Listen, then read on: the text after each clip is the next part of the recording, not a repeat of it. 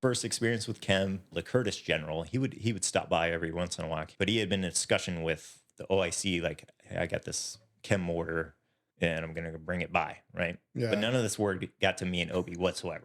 And we're sitting in the team room. The general comes in. He could speak pretty good English. And he was like, yeah, I have the chem mortar. The what? He's like, yeah, the chem mortar. I was like, where is it? He's like, it's in the truck. It's literally sitting in the bed of the truck. He had it like a trash bag that was obviously like all torn up in the back of the truck. We were running like get our mask, it rang off immediately for mustard.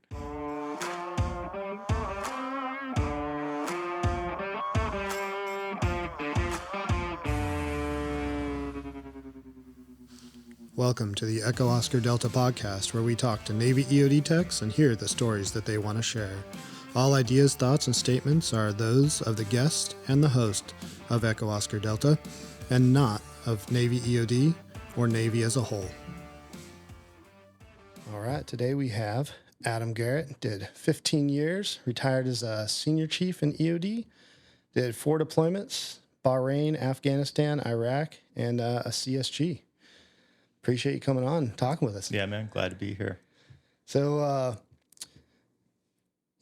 how'd you kind of, from before coming in the military and then rolling in, did you do EOD your whole military career, or? Yeah, I did.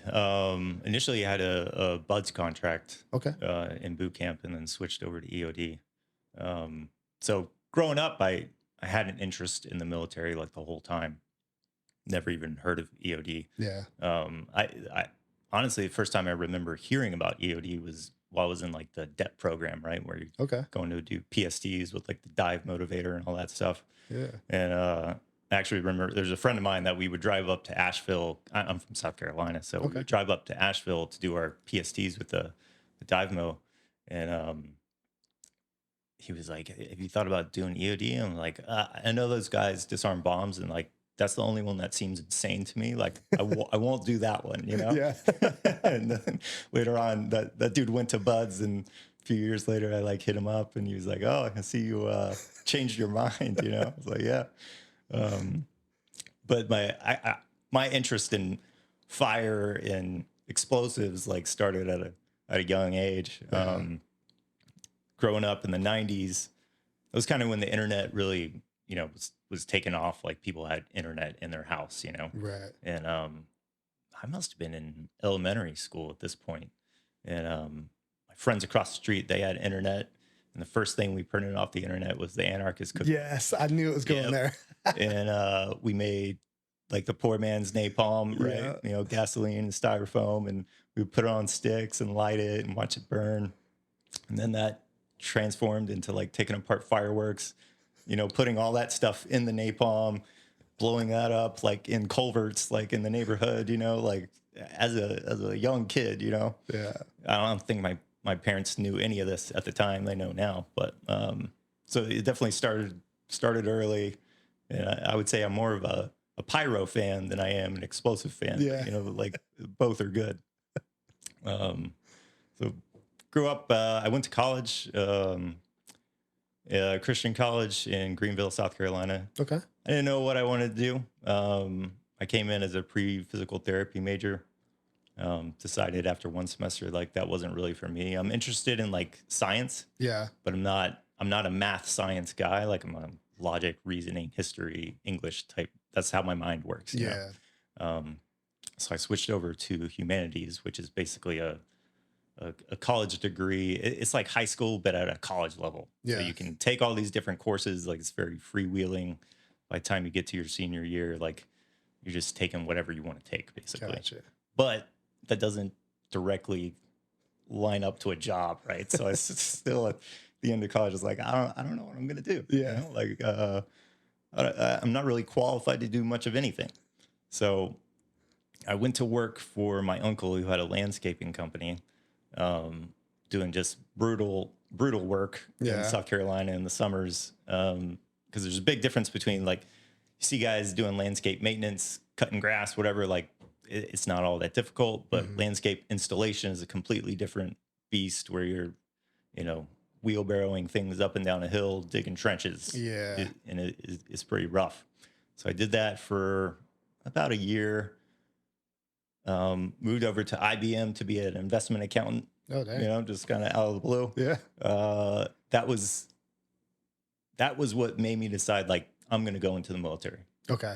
because that entire time it was something in the back of my mind, like, I'm interested, and I always wanted to do something, kind of off the beaten trail, Mm-hmm. and that job was a cubicle job, and it just wasn't for me, right? Yeah. So at some point they were like, oh, we're going to move you over to this other department, and I was like, no, I'm going to go back to landscaping in the meantime while I'm like waiting to get sent off to boot camp, right? Yeah. So I had a college degree, but there's that choice between, are you going to go the officer route? You're going to go the enlisted route. The officer route was going to take a lot longer, especially going to buds with like a SEAL contract. Mm-hmm. So I was like, I'll just go the enlisted route. And I joined, I went to boot camp November of 2008. Winter, in Chicago, like boot camp it was fairly unremarkable. Towards the end, I got really sick. And I had an inner ear infection, which, if you've ever had one of those, like, I didn't know what was happening, but all I could tell people was like, I feel really, really weird. Yeah. I felt like completely disconnected from reality. Like, it was like I was watching myself do things, like I was kind of like in a dream, basically. Yeah. And that lasted for like weeks. Damn. And it started, funny enough, it started the night you do that like final, what's it called? Battle stations, right? Oh, yeah. Where you Yep. go on that ship and you're doing all the simulated missions and everything. Yep. And I was like, man, I feel weird. But I'm not going to tell anybody, right? Yeah. Because like, you just want to finish. like I'm supposed to graduate tomorrow morning. My family's here. My girlfriend's here. Like, I'm not going to get rolled back Right. because of this. So I just kept going. The next morning, graduated. And when my mom came up to see me, like, I could see on her face that she was like a little startled. Yeah. It's because I looked like I was dying. Like, I looked really, really bad. And I still look at pictures of myself, because some of them are on Facebook, and like they pop up as memories every once in a while. And it's like, man, I looked really, really bad. I've never looked that bad. I lost, like, I probably came in at like 185, 190. And when I left boot camp, I was like in the 160s. Really? Yeah. So I was bad off. And I also had like this really bad sinus infection, which like will come in later. So I was in bad shape. I still didn't tell anybody. You have those like processing days after you like finish boot camp, where you're still waiting at boot camp to go over to like across the street, basically, for like pre-dive. Yeah. And also I made that decision, like, I'm going to change from my SEAL contract to EOD. Because some of the guys in the division were going EOD. I found out more about it. I was like, this just sounds like a better fit to me. Yeah. I prayed a lot about it. Like, I've been a Christian since I was 5 years old. Prayed a lot about it, and I made that decision, and I felt totally at peace with it. Right, it was an unusual feeling. Like, I made this decision, like, completely at peace with it. I'm not even thinking about going to buds at this point. Like, I was good with it. The SEAL, motivators were less than pleased. They take it as like a personal slight. Right. You want to change to something else. So went over to pre-dive. That's when I finally sought medical help. Because I didn't want to get stuck. All those guys at boot camp that were basically rolled back. We call them scruffs, and they got treated like garbage. Right. Like, they just worked out. They just got beat all day, basically. That was their job. And I was like, I don't want to get stuck over here. And the other hoop I had to jump through as well before I moved over was passing the dive physical, because I had that ear infection, and I also had that sinus infection, so I couldn't clear my ears. And I'm like sitting in that waiting room, and I remember the corpsman coming out and being like, "Can all you guys clear your ears? Because if you get back there with the doc and you can't, like, I'm going to be pissed, like you're wasting his time." And we're all like, and I'm like, I can't clear my ears. And the second time, I was like, I gotta pray and ask for help for this, right? Yeah. And funny enough, I finished praying, and right then I was like, what if I swallow and, Valsalva at the same time? Maybe that will work. And I did it and it worked Nice. just right off the bat, right? And I was like, man, that's, God answered my prayer right absolutely. there. And so I moved over, finally got that stuff squared away. I still had that sinus infection for a long time that actually carried over into dive school. Really? But I passed through pre-dive. Let's see, we finished in like March. So I was there the whole winter, which is a terrible time to be there. Yeah. Yeah, it's so cold and miserable. Yeah. And they use that to their advantage, like, crawl out in the snow and then jump back in the pool and crawl back out in the snow. Terrible. Anyways, passed through there, dive school. Initially I was in 930. That was our class. So we started like in April, I think, at Panama City. Got to the pressure test, failed that, right? Because I had the sinus infection. I remember when I got rolled back, I actually jumped in the pool one time and just like sinus squeeze, like immediately just going down like a few feet. So it was bad. Finally, I got antibiotics for it. And that helped to clear it up. But they only rolled, by the time the second class started behind us, it wasn't that long of a period of time. Mm-hmm. So it wasn't fully gone. And when I got to that second pressure test, I was still afraid that I was going to fail it, because if I like bent over, I could feel the pressure in my head. Yep. And, third time, I was like, God, if this is the path that you still want me on, I'm going to have to pass this pressure test. And I bent over like right before I got in the chamber. I was like, there's no way. Like I'm going to get a squeeze like immediately when I get in there. And nothing happened. Went all the way down to whatever feet it was. Yeah. Came back out. I was like, well, it's like a clear sign, like, well, still in the right path, Luckily enough, my roommate, Robert Ursula, he got rolled back too. Did you know Robert? Yeah. Yeah. So nice. We've met once before. I don't know if you remember, but we went to Tacky in Virginia together. Yeah. When I think Scoot was Scoot on your team? Yeah.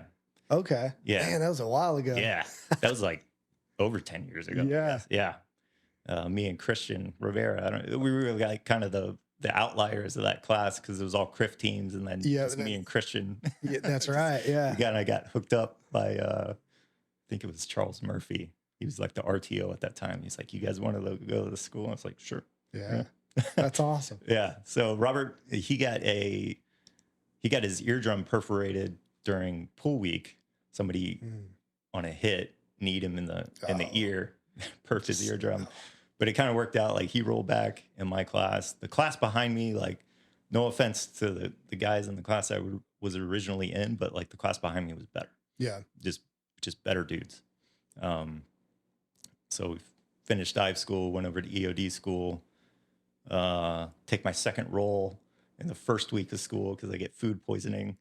Yeah, Dude. can't stop puking, just like literally can't stop puking. They give me like something that's supposed to make me stop, can't stop puking, send me home. They're like, he's got to get rolled back. So I spent, 3 days with my class. I get rolled into a surface class where there's no Navy guys because it's the very beginning of school. Yeah. Over time, you start picking up the Navy guys that keep rolling out, ground and air and all these things. So that, I guess that worked to my advantage in some ways, that I would get one-on-one attention sometimes from the Navy instructors because I was the only Navy student, but that could obviously work to your disadvantage as well, because you're getting extra attention. So I get to air. I got married while I was in air. Okay. Yeah. So I got engaged while I was in dive school. And there was no reason to wait. So we got married over the weekend, basically. So what happened was I took my GM's test on Friday. I can't remember the specific missile. But anyways, it was one where all the safeties apply, right? So that like Russian one that I think it was an American, maybe a Sparrow or something. Okay. And it was like all the safeties apply, but you also have to turn off all transmitters, right? Okay. So I told him, like, I'm taking all the safeties, right? I do my recon, I come back up, and there in the warnings is like, turn off all transmitters. I'm like, I didn't say that, you know, just immediately like, I know I failed. Yeah. Like sometimes you don't know you failed until the end, but like I knew I failed immediately. And I was like, oh man, well, I got to keep going. Yeah. I'll do the rest of the test. And get to the end. And sure enough, I think it was an Army instructor. He was like, well, man, would have been 100, but you didn't turn off all transmitters. So that's a 16-point hit. I was like, great. Dude, isn't that terrible? Like we in EOD, we could literally like, you would have passed, you would have been perfect, but instead you failed. Yeah, you go 0 to 100 real quick. You know, sometimes you piecemeal it, you know, and end up failing. But you got to do like a lot of things wrong sometimes to get there. Yeah, little things wrong, but yep, it's that one thing. It's like, yep, there you go, you're done. And at that time, so this was the day before my wedding. So we were having the rehearsal dinner that night, and this was, when did you go through school? 2007, 2008. Okay, so it was, yeah, a little before me. But we had study hall at night. I don't know if you guys had that. They changed it sometimes where it was be morning or night. But. Yeah, we had optional study hall. It was at night as well, but okay. Yeah. So when you fail a test, it's not really optional anymore. So study hall was until like 8 o'clock. So I missed the rehearsal, the actual rehearsal. So like my cousin had to stand in as like me at the rehearsal. I get there and like eat some food in my like camis, you know. Next day, get married. Saturday night, we like spent the night at the Henderson Hotel. I don't know if you know, like it's one of the older hotels. It's like a really nice hotel, like on the beach. It's great. But I leave Monday morning from that hotel to like go take my second test. Yeah, and that one I was a soup sandwich on. Like I couldn't even remember all the safeties for like write down on the paper, and the dude's kind of like, put EMR on there. Like, oh yeah. And I get to the end of that test, and I also knew, I didn't know exactly why I was going to fail, but like I knew I had failed. Yeah. You know, like I did something wrong. I find myself like, should I be digging a trench right now? That seems weird. Like there's no way on this test you're supposed to dig a trench, you know? And he was like, yeah, man, it wasn't great. Like you failed that one. So I get rolled back. A lot of stress on me at this point because my wife just moved to Florida. Yeah. You know, it's like we might be leaving in like a week from now, you know. We'll know in a couple weeks if this is going to keep going or, you know, we're going to be moving somewhere else. And ended up passing, you know, that third test, and then the rest of school was fairly uneventful, which is a good thing. Yeah. That's pretty intense up to that point already. Yeah. I think back on it now, it's like, man, I had a lot of things going on. But yeah, got through it all. And I think about it sometimes now where those things that happened to you, like that completely changed like my future, you know, like I could, because if I had ended up in a different class, or obviously if I'd failed that third test, like, you know, I would have been re-rated or whatever, like it would have changed everything.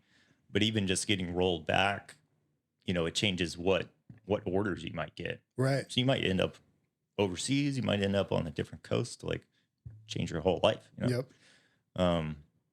So I ended up going to Mobile Unit 11. First deployment, we had a pretty junior team. They were all like fresh out of school. Me, Johnny Wise, Shane Villarreal, Ruben Villegas. Do you know Ruben? He was at 5 for a little bit. I know the name. If I saw a picture, yeah, okay, pretty sure I'd place him. Yeah, the only senior guys on there were the LPO, Eric Hallaker, and then Casey Anderson was on the platoon as well. JD Mello was our OIC. He's a great dude. He was my OIC going through school. Nice. Yeah. So the workup for that one was fairly short. You know how to like, we're behind. You know? Like you check in and you're like, oh, we're behind. You should already be deployed. What? Yeah. So we were jumping through a lot of hoops. Like we had a really good like training plan, and it was an MCM team. So it was like very dive heavy. Mm-hmm. Did a ton of diving. And then at the very end, you know, right before we went to the training, you know, we did like a week of IEDs and some other stuff, but it was very like dive heavy. And the training units have changed a lot. Yeah. I'm sure you've seen that like over the years.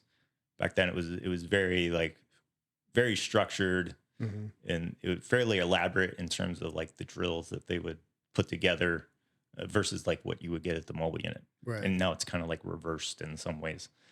But it was a good team. Went out to Bahrain, just making that money, dude. Yeah. Like, I mean, what is there to Nothing wrong say with about that. being, there's nothing bad to say about Bahrain other than kind of be a little boring, like Yeah. you might wish you were somewhere else doing something else. But we had a good time. The team worked well together. Yeah. We did a little exercise up in Canada before we went, like cold water diving. It was interesting. I was in the water on that workup during an explosion. Oh, really? Like, yeah, unplanned. Oh. So we were diving just off the coast here. And I remember it. Sorry, hit the mic. $20,000 right there. Diving off the coast. I remember it because it was a great day, and the sea state was like fairly bad. It was at the point where it was like, should we even be doing this right now? Yeah. And I remember Eric telling me like, hey, if you go down there and it's really bad, just come back up and we'll just call it. Went down. Sea state on the bottom was actually like very, very nice. Yeah. The viz is always bad, but there was no current or anything. Found the mine with the old UIS. Oh, yeah. Yeah, which I haven't used the Shark Marine a lot, but I like the UIS. I did too. Yeah, I felt it was like really easy to use. Yeah. And once you knew how to use it, like it was easy to find a mine with. Agreed. So I swim up to the mine. It had a ton of crabs like crawling all over it, which like a lot of weird things happened on this one dive. Yeah, so there's a lot of crabs like crawling in and out of this mine, like hundreds of them. And I was like, wow, that's really weird. And I'm like kind of doing my recon, and then this blast wave like travels through my body that was worse than any blast wave it was like close to like a breaching type like shock. Really? I was like, what the heck, dude? I was a little disoriented for a little bit, but I finished the dive. I get back to the clump, and I'm coming up, and the sea state again was like really bad. And we would do like the self-plumbing buoy, right? So it's got that pulley going through it and then a counterweight to keep the line straight up and down. And we would usually clip that weight into the line so it was, kind of contained and it's not just swinging all over the place. I can't remember if we did that on this dive, but anyways, I'm not doing the right thing because I'm not looking up, right? Hand over the head. And I'm coming up, and the sea state's pretty bad. So like this thing is going up and down, but I'm not thinking about that. Right. And that thing hit me right in the face. It knocked the mask like halfway off, which, like in Mark 16, it's not as cool as like getting your mask knocked off in a scuba dive. And I can't see anything. I'm like not far from the surface at this point. So I'm like, I'm just going to go. I'm just going to get to the surface. And I realized like my UIS, which is clipped into me, somehow like tangled up with the clump, like the counterweight. Yeah. So I'm trying to get up, and I'm like, oh, I'm stuck. And I'm like, my mask is full of water. I'm like, dude, I just want to get to the surface. So I unclip it because that UIS, they kind of differ, but that one was buoyant. So it just floated to the surface. Yeah. And I finally got to the surface, and I was like, there was an explosion like down in the water, and no one knew like what it was from. I still don't know what it was from. I don't know if it was an actual explosion, like someone was setting something off somewhere else, some exercise. It could have been like, I don't know how far something like that travels in the water. Yeah. And over time, I've kind of realized like no one exactly knows like explosive effects underwater because there's like so many variables. Even that like swimmer distance we have, it's based on like if you're on the surface and the charge is on the surface. But once it's all underwater, like all bets are off. Like no one really knows. It's just like be far away. Yeah. And I don't know if maybe it was some tectonic plate shift. Like I have no idea. But it felt like a blast wave. Yeah. Yeah. So that is like a memorable moment from that platoon. Yeah, dude. Yeah. After that platoon, when we got back, I was like in a holding state for like a year. And this was, Really? yeah. So all the guys that had made E5 on that platoon, or like in that era, Mm-hmm. were put on platoons that were going to Afghanistan. Okay. And all the guys that hadn't made it, that were still E4s, like there wasn't a lot of space on any platoon. This is when we were like actually manned, Yeah, not like right. now. Yeah. And there was no place to go. So I was in N7 for like a year, me and Christian actually. And, Yeah. and that's kind of why we ended up at that course with you. Because they were trying to throw us carrots every once in a while. Like, Try to keep you at hey, least this appeased. is still cool, right? Yeah. Like, you guys like being in EOD. Like, we don't want to see you go, like go to this course. It's really cool. And yeah, that was kind of the first time I thought about getting out, because I like having some freedom in my work about like, here's what we need you to do. How you do it is on you, right? Mm-hmm. Like, I like that, but not knowing what to do altogether is something else, where it's like, dude, there's only so many times I can like inventory Yeah. the N7 bomb shack, or like spend time making IEDs. So I kind of got tired of it. I did get my senior badge during that time, so that filled some of it. But it was like, man, I'm not really digging it right now. Yeah. I think I might get out, right? And then at the end of, let's see, this would have been 2012, end of 2012. This is when Mobile Unit 3 had taken some like heavies, right? They had lost some guys. They had a couple guys get blown up. Andrew Petrell lost 3 limbs. I think that was in 2012. And they were having trouble filling all the NSW platoons. Yeah. And this was still when Mobile Unit 3 had, I think they had 4 NSW platoons. So 5 of us from Mobile Unit 11 went over to 381 to be on that platoon. Okay. And I've never heard of that happening in any other instance. Maybe it has. So me, Mike, DJ, I don't know if you know him. Yeah. Dusty, Joe, you know Joe? Mm-hmm. Yeah. Yep. And then we Ryan. So we all went over to be on that platoon. And let's see, Sammy was on that platoon. Yeah. Dom, just like a bunch of good dudes. Dalen was the OIC. He's a really good dude. So we were having a good time. That was another one where it was like, we're behind, like way, way behind. We got to be at the training unit 3 weeks from now, know? And like, we don't even have like a fully manned platoon. And it kind of sucked, because we were just eating it from like 8 to midnight, like every night, do day drills, night drills, going to the range, shooting, doing all these different things. And like a couple months into it, we finished AECS. So that was like our first block of the training unit. And they decided, like, we got to send you guys back, because now Mobile 11 is getting NSW platoons. Now they don't have anyone to like man the NSW platoon. So I don't know how they even made that 381 work, because I mean that was like we were like half the platoon. Yeah. They must have ended up filling it, and they were actually the platoon that we ended up relieving in Afghanistan. So I knew a bunch of those guys when I got out there. So 1141 was the first NSW platoon at Mobile 11. Chris was the chief.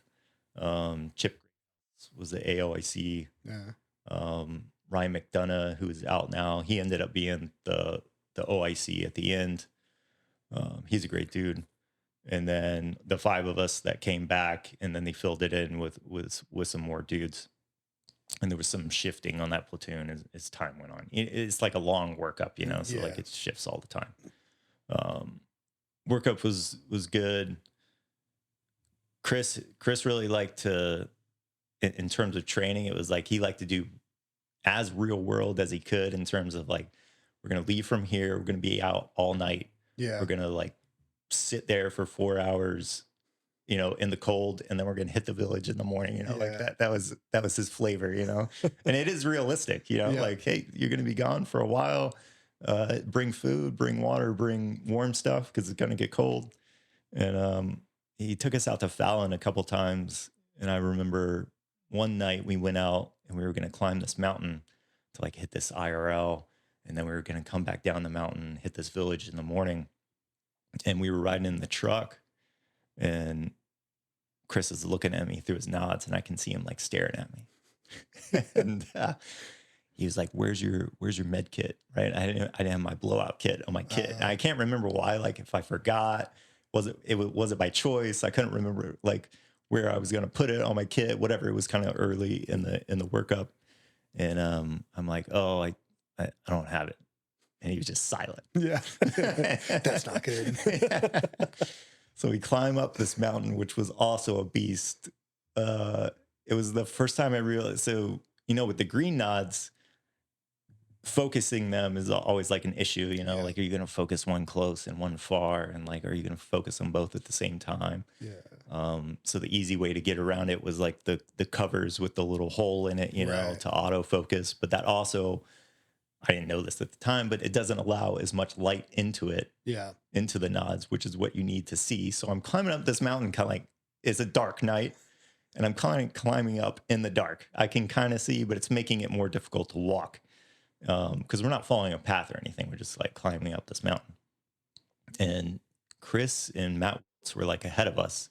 And I still to this day blame them for like walking on, I think the dirt they were walking on was kind of hard, but then it was making it real loose for me and DJ who were behind him. Yeah. Because it was like walking up like a sand dune. It was like every step you took, you came back to, I was dying. Me and DJ were dying. I remember looking over at one point, and DJ was like using his M4 like he was on his knees, like using it as like a walking stick to get up this mountain.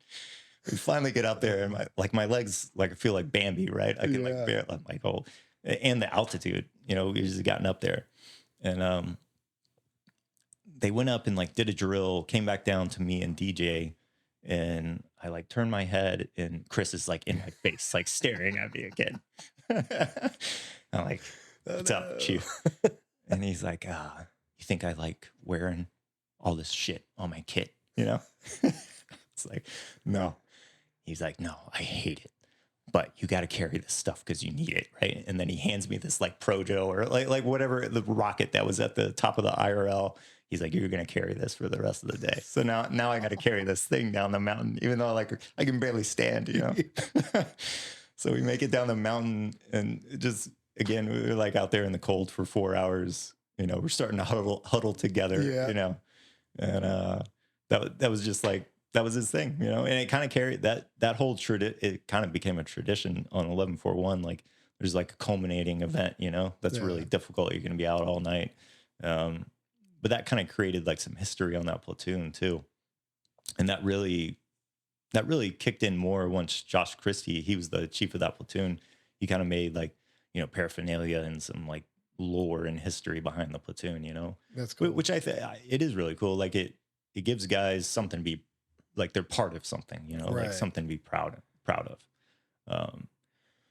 So that platoon, I'll talk a little about like, because one of the questions I get asked a lot, like guys going on their first NSW platoon, is like integrating, which it's really like those guys are no different than we are. Like they have a different like skill set, whatever. It's the same personalities. There's SEALs that are really good at being SEALs. There's SEALs that are not that good at being SEALs. Same thing with EOD guys, like, Exactly. and you see it right away, and the one thing you can do to kind of just give yourself a little credibility is like, just be decent at shooting, you know? Yep. And I'm by no means a phenomenal shooter. I'm pretty like par for the course in my opinion. And I would consistently be like in the, the top half of their platoon as well, like shooting. Right. Mm-hmm. So it just gives you instant, like street cred basically. Well, this guy can shoot, which is really important to them. Yep. So he's probably good at the other stuff he does. The workup is really long. Yeah, it's a terrible work. Like, yeah. Not terrible as in bad, but terrible as in exhausting. Like, yeah. Yeah. It's those weeks where it's like, we're not going to MAROPS or whatever. It's like, oh, thank God. Because it's one thing to do just theirs, but it's also one thing, like you've been working for probably 4 months before that, just night and day before you even get over there with them. And some of those training sites, did you do yours on the East Coast? So I haven't done. I've attached to the teams, but Yeah. I did the CRIF workups. Okay. I just know a bunch of people. I specifically, actually, this is kind of funny. When I came out of the training unit, the one thing I knew is I didn't want to do an NSW workup. Not because I didn't want to deploy with them, not because I didn't like them, but I was like, that's just way too freaking exhausting right now. Yeah. Like, Yeah. I just didn't want to do that. It's so long. Yeah. Yeah. And I mean, it's good training for sure. Yeah, absolutely. And, you get to do a lot of fun stuff. But specifically, some of the training sites like Nyland, California, that's where they do land warfare. Mm-hmm. Just a brutal, Yeah, like, environment. It doesn't matter what time of year you go. Both the times I went once in the summer, and that was especially brutal because it's like 115 degrees outside. It's one of the few times in my life, other than Iraq, where I felt like I'm literally cooking. Yeah. My insides are cooking right now, And the closest I've ever been to like actually being a heat casualty. I remember you do a lot of buddy carries out there, right? Doing IADs, all man down. So you got to go pick him up.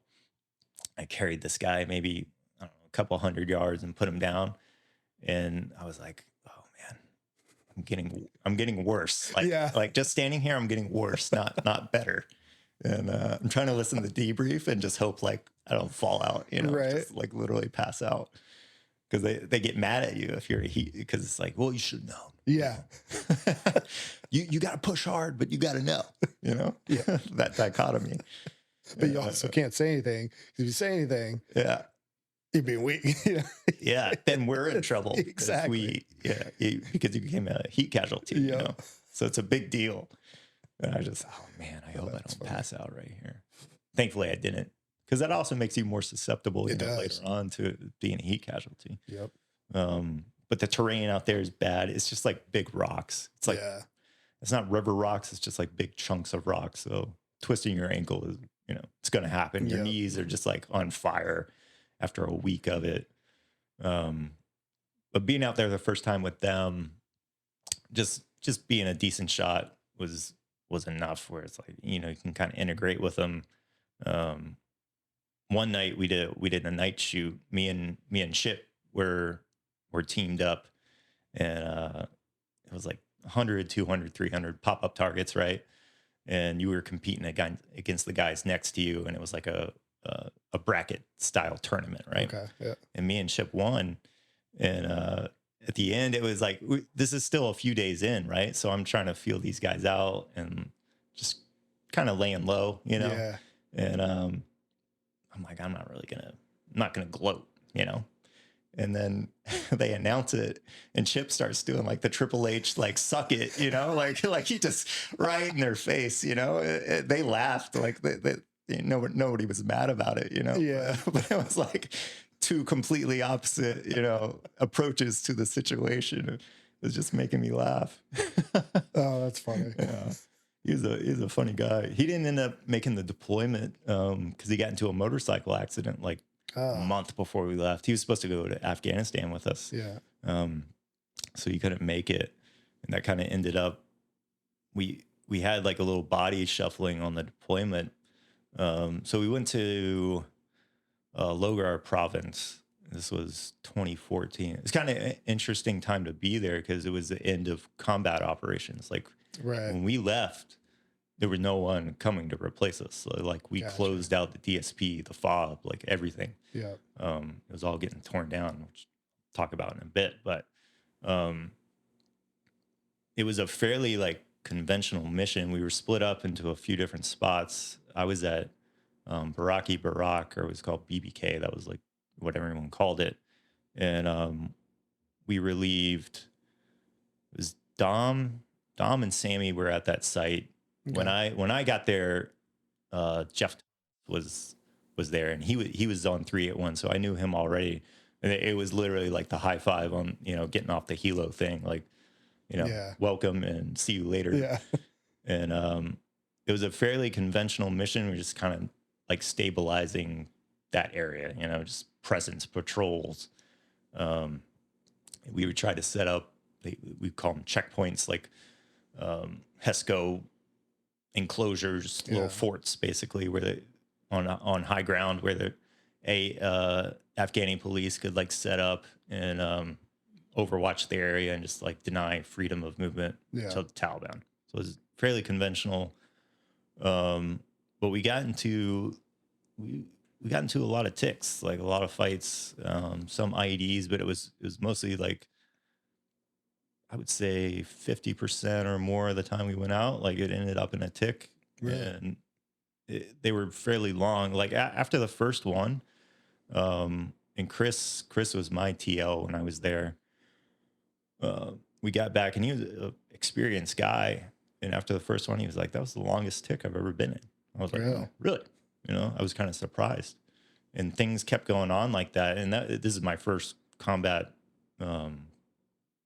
deployment. So I didn't have anything to compare it to. Right.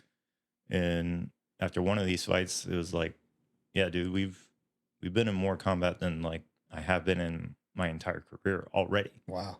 Yeah. And the team guys were like saying the same thing. So again, I had nothing to compare it to, but I was kind of surprised. And that particular tick where afterwards they were like, this is unusual, like the amount in proximity of the combat that we were in. Like, a lot of times it was like a few 100 yards where you're having trouble like making out where these guys even are, like, you're getting shot from a certain direction.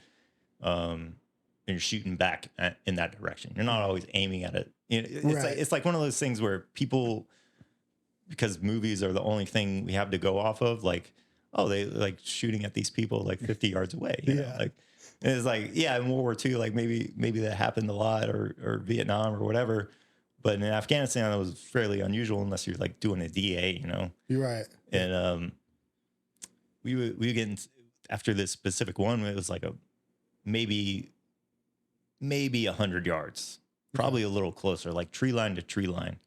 And we had gotten out there, and before we even got into the tick, like we were patrolling to this area where we knew like there's bad guys over here. We're probably going to get into a fight. And that's what we were after. But the Tacky W, these guys, Wolfhound, he's like, ICOM chatters coming from that direction. It's like fairly close, and they say they can see us and whatever else. Yeah. So we're kind of like rallied up, and a villager comes up and talks to the Terps, and they're like, oh, there's an ID by this guy's house, right? So I get called up. I was in Alpha Squad, so like the recon element. Okay. I was always up near the front. I go up there to check it out, kind of long range, and it's like there's like a guy's house off to the left, path down the center, and then off to the right there's a tree, and this IED is just like sitting under the tree, maybe like 15 feet from this guy's house. Yeah. And it's just sitting on the ground. It's like a paint can sized object, wrapped in this like green foam and then like barber pulled with electrical tape. And it looks brand new. Yeah. Like it doesn't look weathered or anything like that. So like, obviously I'm sketched out. Right? Yeah. Like this is really weird. And I like do long range recon, looking through, my scope. And sometimes I would carry like little binoculars with me as well, looking in the tree, looking around. Eventually I sweep up to it. I can't make anything out from the outside. Like there's no visible like firing system, anything, right? Yeah. Like this is suspicious. Like what we can do. And I talked to Ty and Scott. That was the chief and the OIC of the platoon. I'm like, I know we're going this way. And then we're going to come back this way. So we can just bypass this. It's not, directly in our path of travel, and we can blow it up on the way in or the way back. Yeah. And they're like, okay. So we're kind of rallied up for a minute. A few minutes later, they call me back over and they're like, let's just blow it up. And I can tell it's because they're like, this is going to alert the Taliban that we're here and we're going to get into a fight. Yeah. So they, I heard you talk. I was listening to the one the other day with, I think it was Kyle. Yeah. And just talking about sometimes you look back on things like, what were we doing? Yeah.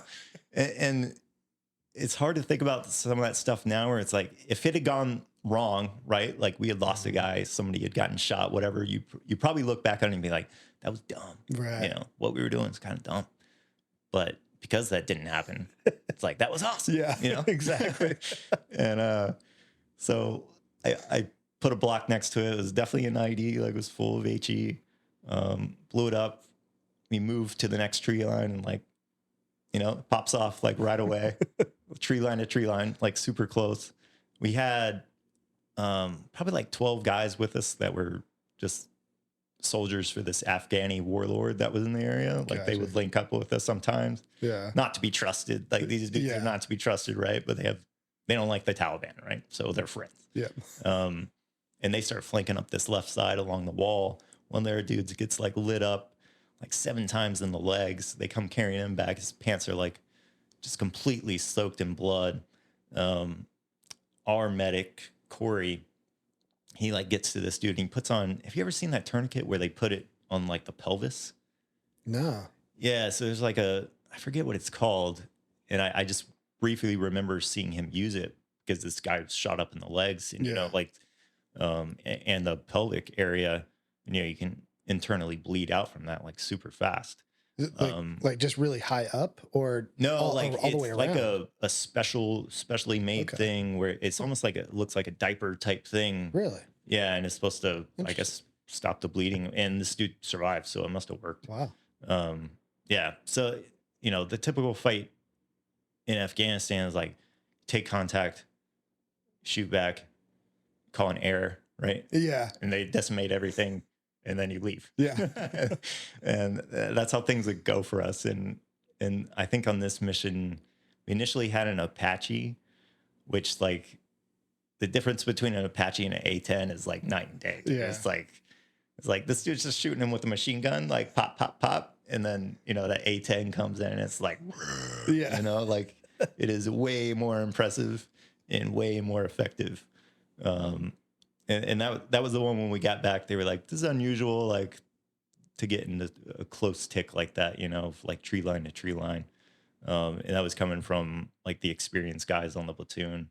Ty, he was the chief, and then Joey, he was the LPO. Yeah. He's a great dude. He's one of those guys like talking about earlier, like some people are good at being a SEAL and some people aren't. Like that dude was really good. Yeah. Like just all things of being a SEAL.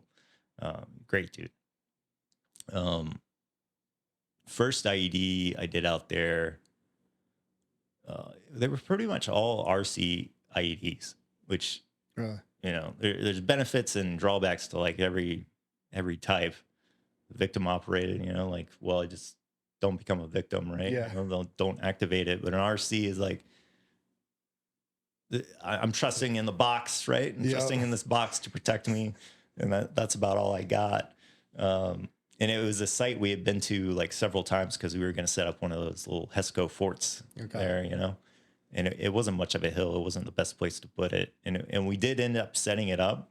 And this was on an op when we were like kind of wrecking, just doing a recce on the site to see if it was going to be good. Yeah. And later on we did set it up and the Taliban like took it over, like tore it down, planted IEDs on the, yeah, we were like watching on, you know, drone footage, just doing this. But we got there and I had one of my big like responsibilities there was like training the CMRG. So that's the Civilian Mine Reduction Group. Just Afghanis that are basically like paid to do EOD stuff. Yeah. And they go through some sort of, at least most of them went through this like basic course to understand demo and like, you know, just basic things. They would give them this backpack that had like a mine probe in it and some pull line, like just basic EOD tools. Yeah. And they would be up front kind of clearing the way basically, but we weren't in an area where you needed to sweep like all the time. Okay. And especially after a while, you knew like we're much more likely to get shot at than we are to find an IED. Yeah. So it's just kind of like knowing your AO, you know. And it was cool working with them because you were like proud when they did something good, but you're also like super frustrated when it's like, you know, they would go off like just the wrong direction. And it's like, dude, we went over this like how many times last night? Like you told me you understood it, you know? And they're like, oh, sorry, boss, you know. And they found this IED. It was like there was a little graveyard and a little like brick enclosure, and this guy was like, there's an IED right here, and he had swept it. So I got up there with the PLT-5 and kind of uncovered it. And I was like, yeah, it was something wrapped in a trash bag, but it was like wrapped tightly enough that was like, it looks exactly like the shape of a cell phone. Mm-hmm. And we just put a charge on that because what we thought it was, like, we'll disrupt it first. And then it had a wire that we found later once we went back down to investigate. And the CMRG did some of this, like the investigation, looking for the wire. And it went down into the ground and it was super thin and they couldn't find it. So I ended up going back down there to see, like, okay, what was it exactly? Right. And is there still a threat? Did we actually disrupt it? And it was a 155 or no, 105. And it was buried like really deep. But Really? yeah, it was kind of strange. It was like a few feet down in the ground, but I just kept following this wire down to it. Yeah. And that was, being an EOD guy, like it's your first ID. There's definitely like thoughts that are going through your mind. Yeah. Like, oh, wow, this is a real ID, like this is my first time. And you're kind of excited. At the same time, you're like, I could die. Yeah. Like I could die right now. and then you reach this point where you're like, I can't think about that. I got to do this, Right. And if you're not able to do that, I guess probably you either want to last very long or you wouldn't be able to do the job very long if you weren't able to like push those thoughts out of your mind. Yeah. Luckily I was able to. I think that's actually a lot of most EOD guys, I think, are really good at like shutting everything off but what they're doing. And then as soon as that's over, bringing everything back. Yeah. Yeah. And you do have to keep that like awareness of, especially in training, one of the hard things to simulate is like you're with a platoon or you're with security or all Right. these other people. Like, where are they? Because you don't have them. Yeah. So they're all imaginary. And one of the things that's easier in real life is like, what the mission is, what is happening in that moment, where everyone is basically. So you don't have to imagine any of these things. It's just Right. like blatantly obvious. So that kind of makes it easier in some ways. I blew it up and, Chris was proud of, this is your Yeah. first ID, right? I'm like, yeah.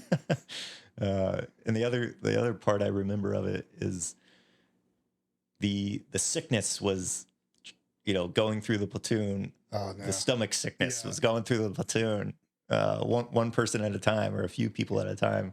And Scott, our OIC, he had it Yeah. on that op. I think it started on that op. And I just remember him asking him about like the AGL, and he's just like, it's good. Just do it. He's just dying. Just hurry up. And I was the first one to get that sickness. Lucky me getting sick, dude. I was the first one to get that one. Full on fever. Yeah. We had porta potties, and I remember like just opening the door and like puking out the door while I'm on the toilet. Yeah. It was terrible. And my stomach's never been the same. Like Really? it's a little bit different. Yeah. I don't know how. It's not like I have major stomach issues, but like I can just tell my stomach is a little different. It's never been the same. And Something got in there and never left. yeah. And there's the kind of things like now when you're transitioning out, it's all those things, you didn't tell anybody or Right. you never got documented, like you talk to the medic, like, hey, and he just gives you some electrolytes, just keep you hydrated. But you don't know exactly what you had. Right. That's actually, I'm glad you bring that up because that's something that I'm realizing more and more. We all know that not all medical is the best.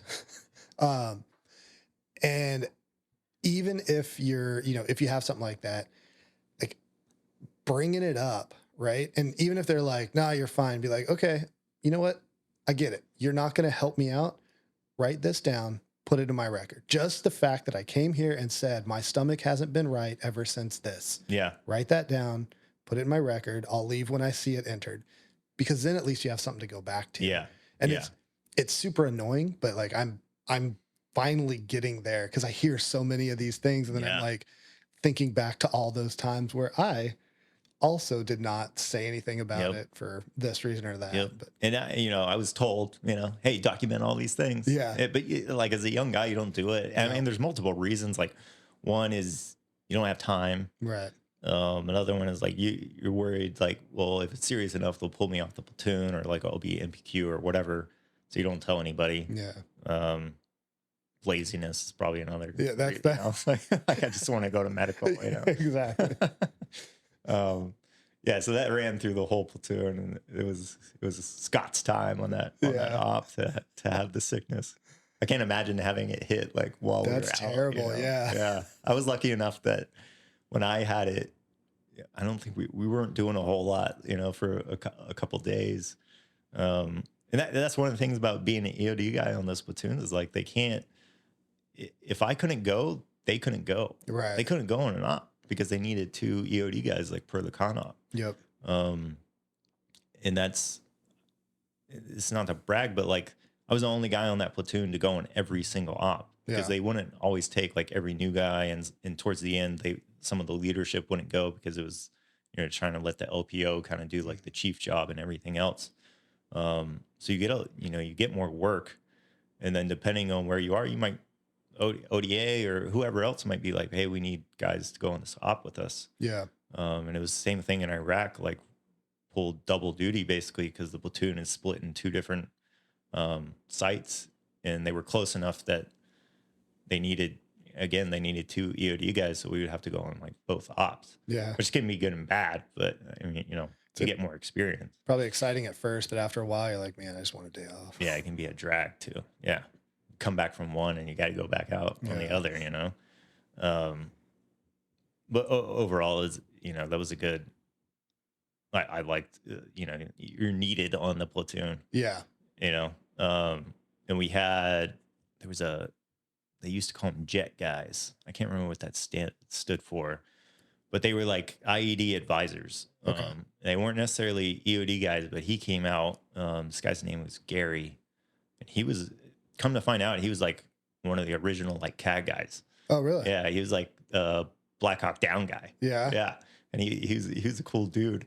So he would kind of work with me and Chris about how we were doing things, and he wasn't an EOD guy; he was a shooter, which he ended up helping the CMRG out. Like that, he kind of found his spot to help, and he was doing like reload drills with the CMRGs, That's some movement and stuff. He also got the sickness on an op. Yeah. Like in the truck.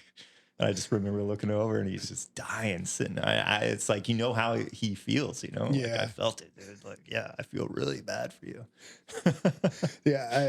I was in the Philippines, and we were just training, right?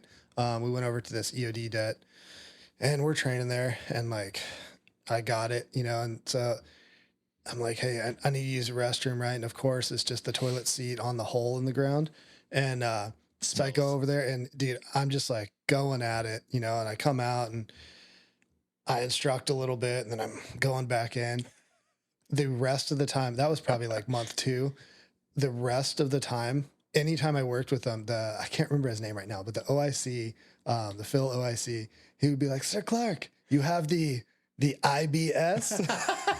It was the funniest thing. Yeah. Just literally made fun of me the rest of the time. I was like, no, I'm good now.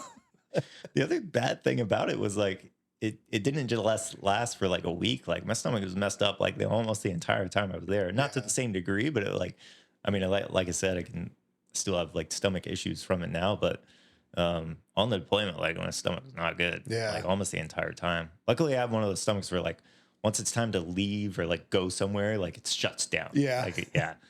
Because some guys are, Not like that. Yeah, not like that. And you got to do what you got to do in the truck or, in your pants,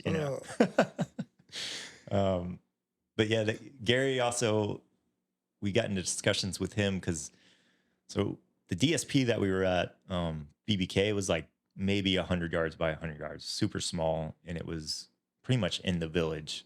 So like right outside the gate was the market Okay. and like the main street. And that was Route Georgia. That's what we called it. And that, if you went all the way down it and then hooked to the right, maybe like 30-minute drive, you would get to Fob Shank.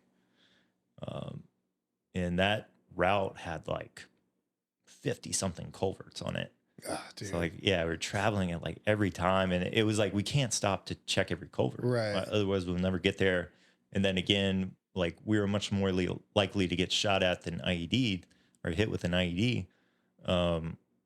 It was like a speed first security thing. Like it's better to go fast and get through this than it is stop at every culvert. Yep. So one of the ways we were like trying to do that is the CMRG would ride in like a Razor or on dirt bikes, and they would stop before the culvert. They would hop out, give it a look, get back on their bikes and go. And we wouldn't check every one. Okay. So we would check, we would just vary it up, like, hey, we're going to check this one this time. We're going to bypass this one. Yeah. And Gary was like, man, these guys are going to get blown up. And we're like, maybe, which sucks.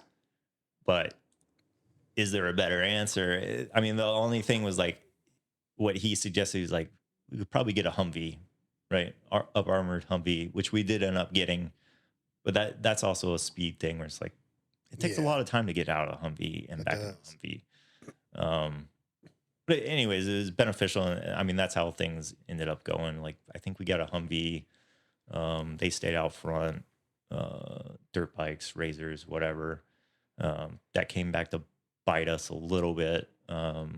We took one trip to Fob Shank. We would probably go, I don't know, every few weeks. Like we had to pick something up, or leadership had to meet with leadership, because that was kind of like where the headquarters was. And I think it was like a SEAL Team 8. They were like the SOTF, basically. Gotcha. And then some of our other guys were there too. That's where DJ, Dusty, Ryan and Ryan were. Yeah. Ryan and Ryan worked with the ODA. DJ and Dusty were with Fox Platoon. And then me and Chris were with Echo Platoon. And we were going there. This particular one I remember because somebody had gotten really pissed that we had taken a TV from like, the team room or whatever. It was like sitting on the floor, like nobody was using it. And we took it. And I don't know if this is the only reason we went back, but like they wanted it back. Like it was a big deal, They were pissed. And we took this TV back and we stayed longer than usual, right? Like usually we were there and it was like, we're going to do this quickly because on the way back, they know that we left, right? Mm-hmm. So they know we're going to come back. So they're either going to plant something or ambush us, whatever. Yeah. This particular one, we stayed longer for whatever reason, right? It was nearly nighttime by the time we got back. And I always sat in the first Vic at the rear door. That way I could see the crow screen, the 50 cal screen, all that guy's scanning. Because you can't really see much out the front anyways. Even if you don't really sit in the TL spot because one of their chiefs is doing that. Yeah. So I would sit near the back door because if anybody was going to have to get out, it's probably going to be me and the dog handler, Jay, and like one team guy. Mm-hmm. So I always sit in the back and I'm looking out the back window and moving along, and RPG hits the top of Vic 2. And like I see, it's kind of weird because I remember seeing the 50 cal like slump down, like a robot that just got hit with something, and it just like turned off. Yeah, and it slumped down. And I was like, oh, Vic 2 just got hit with an RPG, and really the call was like blow through, right? Yeah, just let's go fast. And for whatever reason, we started heading out, but none of the other Vics kept moving. Really, they all stopped. And I don't think I knew this until we got back, but one of the Razors with the CMRG guys was kind of in the middle of the convoy, and they stopped and they got out and ran into a building. Oh, dude. Yeah. So we were stuck. Like we couldn't leave them, and we weren't going to leave them, Yeah. And we're like taking contact from the right side, which was like up a hill, and there's some boulders up there, and I could see like the dudes moving around. So we like start directing fire. Again, I didn't see this happen. and this is kind of one of the interesting thing about telling these stories is like, if you're with other guys that were there, they always remember stuff either differently or like they remember more things than you did, or like, Yeah. and you really have to talk to everybody to get like the full picture. Mm-hmm. And that's why doing those debriefs at the end, like it really is beneficial Absolutely. because everyone gets like the full picture of what happened and like why certain calls were made or weren't made or whatever. But some of the guys, they had to get out of the vehicle to get these guys, like Yeah. run into the building and pull them out, get them back into the Razor. Some of them got out to start shooting back. One of the guys, he hopped out and I forget what guns they are. It's their machine guns. Okay. Mark 48 and 46 maybe. He hops out and like immediately machine gun goes clunk, you know, he's trying to shoot this dude that's like not far away and just jams immediately, which was like kind of not uncommon with that gun for whatever reason. Yeah. I know one of the guys tried to like climb on top of the Vic to like reload the turret. And Chris like pulled him back down because there's no like cover fire going on at the same time. And then once he heard some cover fire, like, hey, go back up there and reload it. So, I mean, luckily no one got hurt. Yeah. I mean, the entire deployment, no one on that platoon got hurt. Wow. No one got shot. No one got killed, which is kind of amazing. But they ended up getting those guys back in the vehicle and we headed back. And that's when we found out, you know, like they jumped out of the vehicle. And again, like I feel ownership of those guys, Right. which like I can't control them like every second. There's like 10 of them, you know? Yeah. And after that, we did some like convoy training with them, you know, because there was just like gaps in there. They didn't know everything, you know, and we ended up switching out CMRGs like halfway through. Those guys left or quit. And, you know, they got paid like a fair amount in Afghani dollars, you know. Right. And we ended up getting some new guys, and that was kind of an interesting meeting because, you know, you're always carrying like your pistol on base, like in your it's like that little top video on YouTube, you know, Yeah. like you got your pistol in your workout shorts, and these guys came on, and I think DJ and I, so at some point Chris had to leave deployment for, it was like family issues basically, and then DJ moved over to where I was, and Dusty had to leave because he got shot through the hand, and Joe Lucan came to replace him. Yeah. And I can't remember. I think so. It was just like the Ryans and Joe were covering down on like the ODA and the Fox platoon mission. So there you go. You know, like they were probably a lot busier at some point, but I don't think the ODA went out all that often. So those guys came out. I took them into the tent to like meet them, and they had weapons. One of them had an AUG, which was like kind of weird. You know, I was like, where'd you get that from? I want to shoot it. Yeah, right. Yeah. And we're getting them to like clear and safe their weapons, and he like pops one off like right in the floor, like right by my feet, you know. Those are kind of things like they happen on base, like people come like, you know, what's going on. Yeah. Because we had, between the CMRG and some of the Afghanians that were just like on the little DSP, you know, like the threat of one of them shooting us was, I don't know, like definitely a possibility. Yeah. We don't know these guys very well. They're not like vetted in any way, really.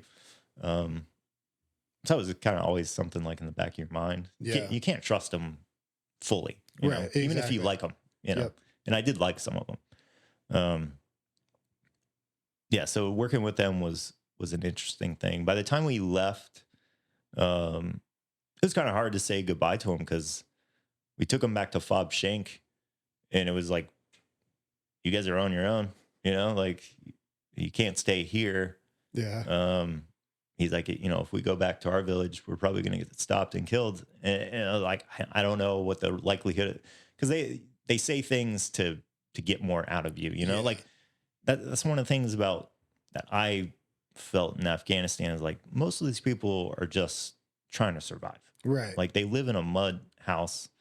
They grow their own crops to eat. They have a cow out back that they're going to kill and eat, you know, like they're just trying to survive. And if staying out of our way is one way to do that, or helping the Taliban or helping us. Like they're going to play both sides if they need to in order to survive. And those guys were the same way. Like they're there to make money, and get taken care of. Like they're getting fed. Yep. But they will say more things to like get more out of you if they can, you know. And it's just playing that back and forth to get to like a happy medium, basically. Yeah, exactly. Where like they don't hate you, but right. Yeah. Yeah, it's funny because you do have to like acknowledge that. I think when you first start, you even if you hear it, you're like, nah, that's not the way it is. And then after a while, you're like, yeah, it's definitely the way it is. Yeah. You know? Yeah. And later on, we got like some Afghani SF on the DSP, and like it was the same thing. Like, hey, we need this, we need that, we need this, we need that. And they would get into it with the CMRG, right? Because they're trying to get stuff too, and they think they're stealing from them. Like it's so bizarre. Like, and it's hard for an American to understand in some ways because it's all tribal, you know. Like even within Afghanistan, like there's a Taliban and there's people who aren't, but then there's all these tribes within it as well, and just some of the crazy things you would see happen there that you're like kind of take you back. You're like, this would never happen. Like, can you imagine this happening in America? Right. I remember we went out on this one little op. It was just humanitarian aid. We had these two like Army CA guys with us, civil affairs. So like they're the ones talking to like the village elders and, you know, trying to get everyone to agree on certain things and help them out. And we went out and we were just giving out like soccer balls and radios and blankets. And CMRG went with us. We're walking through this village and it's starting to gather a crowd, right? Like all these little kids want soccer balls and radios or whatever they can get. And the adults are starting to kind of like push the kids out of the way because they want, you know, soccer balls and radios too. And I remember two of the CMRG guys they picked up these long sticks, like probably 6 feet long. And they were just whipping these like adults and kids, just whipping them with sticks. I'm like, can you imagine seeing this like happen in America, like in a neighborhood, you know, like giving out some blankets and an adult walks up and just starts whipping a kid with a wooden stick. It really like takes you back like, wow, it's like surreal. Yeah, it's surreal. Yeah, totally surreal. Yeah, it is. I mean, that actually makes it's things like that are the reasons why we do those culture classes before, because at least you get some exposure. You're still like, you get to a new area and you're like, this is whatever I got told about before. It's way more extreme than that, but like at least I got that, you know, briefing on it. Yeah, it would definitely be good to like read some book on the history of Afghanistan or whatever you can get to understand it. And like ultimately the way things ended up in Afghanistan is like not completely surprising because it's like an American to them, like democracy obviously is a huge ideal to like strive for. Yeah. But other people in other parts of the world, like that again, they're just trying to survive. Yep. Like it's like that Maslow's like hierarchy of needs, right? They're just trying to fill their basic needs. Like they're not trying to create art or, you know, change the country, like some sort of revolution. And that's just kind of something hard to understand for somebody from America. Yeah. So things, I mean, the whole deployment continued like that. A lot of ticks, close calls, like personal close calls, or like watching a buddy have a close call is like that's something too. I remember the first one where I was like, oh, you know, that I almost died. It was not only that IED, like an IED, when you're on top of it, you know, you always get that feeling like I could die at any moment. Yeah. But when you hear that snap past your head, like that's another one. And that sound is so like unmistakable. And I think now, like during training, if you can get behind a berm or whatever and like hear that sound, it's beneficial because there's a frick, I can't remember the name of the YouTube channel, but it's one of those like offshoots from like Black Rifle. No. Oh man, he was a prior Green Beret. I can't think of the name, but they actually did that. So they set up a berm, went to a berm at different distances and had like a 9 mil go overhead and a 5.56 and a 7.62 and a Yeah. 50 cal. And Yeah. like, and even though they were behind like a huge thick berm, well below it, it was still like you'd see them and they were like, oh, Yeah. they got Yeah. that. They probably all have PTSD from it. Too. Exactly. but it's one of those things where like, that's actually like a pretty legit thing to do to hear. Cause actually just, last week, one of the dudes that's working with, he was saying, they're out in Syria and that was the first time. And he was like standing on this berm and like heard something and was like, what the frick was that? And then heard it a couple more times and saw like the thing. He's like, oh, dude, I'm being shot at. Yeah. Yeah. And it's like, once it happens, it's unmistakable, like, but if you never heard it before, you don't know. Luckily it was and I don't think I really thought about it until my second go around with that platoon, but they have a range at Nyland where you are down in a trench. So you basically hold up a target. Oh yeah. And it's like moving targets and you hear that snap sound as the rounds are going over. And again, it's like a movie thing, right? Like you don't hear that sound in movies. Right. Some of the ricochet sounds you hear are like, oh, that's actually fairly accurate. Like I've heard rounds do that. And the documentary I've seen that got it right was, have you ever seen Korangal? It's like Yep. They play it and it was like that is the sound. Yeah. Like that is the exact sound. Anyways, we were on this, we went here several times and it was this hill just off of Georgia up to the left is kind of where we got ambushed from. And we went up there and I think we were doing like just an overwatch for a convoy that was coming through. And we were out there a long time. It was another one of those days where like just baking in the sun, like all your water that was in your backpack it's not lukewarm. Like it's warm, it's gross. Can't wait to go. Nothing is happening. You're just sitting there. And this hill was pretty much completely bare. There's no like foliage. We were behind this little enclosure of rocks that was like maybe up to your knee. Yeah. And that was like the cover, right? And back behind us, there was a couple like fairly big craters where you could actually get some decent cover. But again, being an alpha, you're always, at the front. And sitting there all day. I also remember we had a new guy with us that had come over from Fox, who his name was Ephraim Matos, and he ended up writing a book. There's a video of him in Iraq because he got out, and he was working with one of those like non-government, government organizations, like getting kids out of Iraq, and he's like running across this thing, and he gets shot in the leg. He ended up writing a book. Dude, I saw that. Yeah. He's a good dude. But it was his first op with us, and he hadn't been in a tick yet. And you're like, just wait, dude. Yeah. Like, you're gonna get in one. And it was time to leave. I remember the call coming up on the radio, like, get ready to leave, right? I'm like, I'm ready. Yeah. Like everything's in my backpack already. Like, let's go. And they're like, all right, Alpha's gonna, collapse back to Bravo.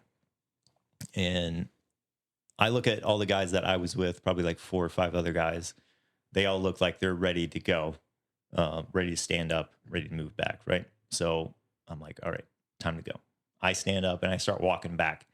I don't know if those guys stood up or not, but I know I was like the first guy to start walking back. And that's when I heard that sound go right by my head. Yeah. And I was like, that one was for me, like they were aiming at me. That one was definitely for me.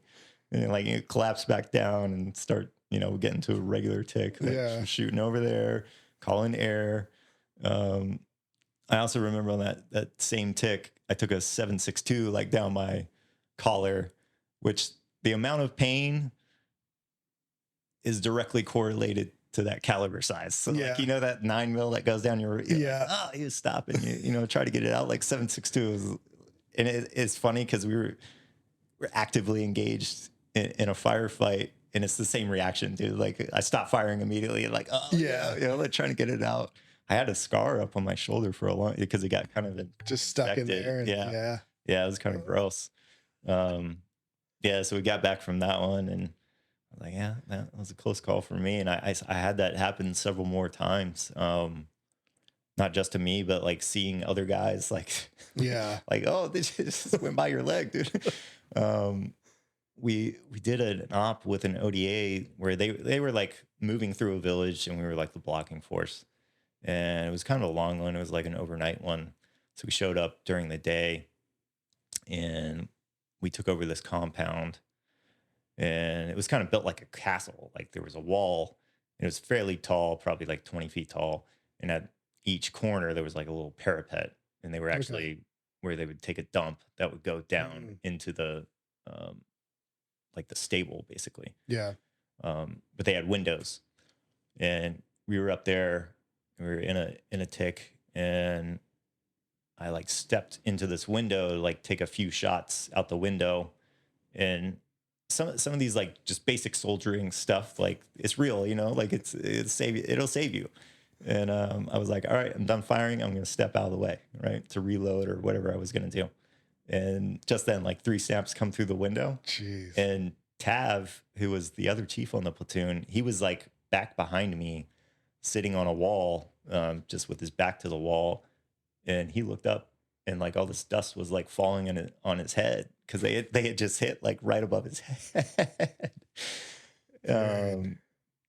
You know, a few hours later, I see another guy, Dave. He's like up at the wall, and his head's below the wall, and he's just sitting along the wall.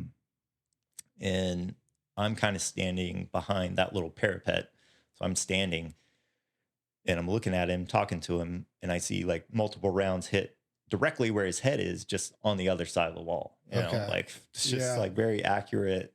And it's crazy, you know, it's crazy to have it happen to you, but it's also crazy to see it happen to someone else too. Yeah. And, you know, that wasn't the last time that stuff happened, dude. It was crazy. But it was, you get so much satisfaction from like coming back from stuff like that. You know what I mean? Like terrible things can happen, and they do happen, right? But at the same time, you never feel, there's an adrenaline high that you get like during and coming back after, and just like getting back to your room and eating some food and chilling. You know, you're like still on a high from it. So like job satisfaction in Afghanistan was really, really high, you know?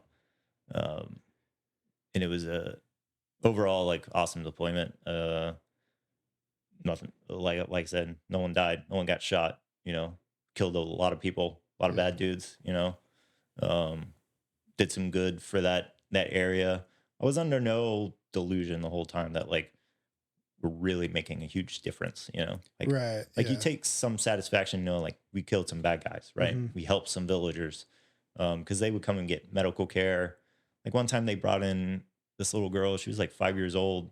Taliban had like thrown a grenade into the market, mangled this girl's leg, you know, and like brought her in so we could stabilize her, and then we would fly her back to Shank or wherever she was going. Saw some like crazy medical things happen like that, you know. And we had another guy come in. I remember seeing the X-ray, but like a Dishka round had skipped off the ground and hit this guy in the head, and it was lodged in his head.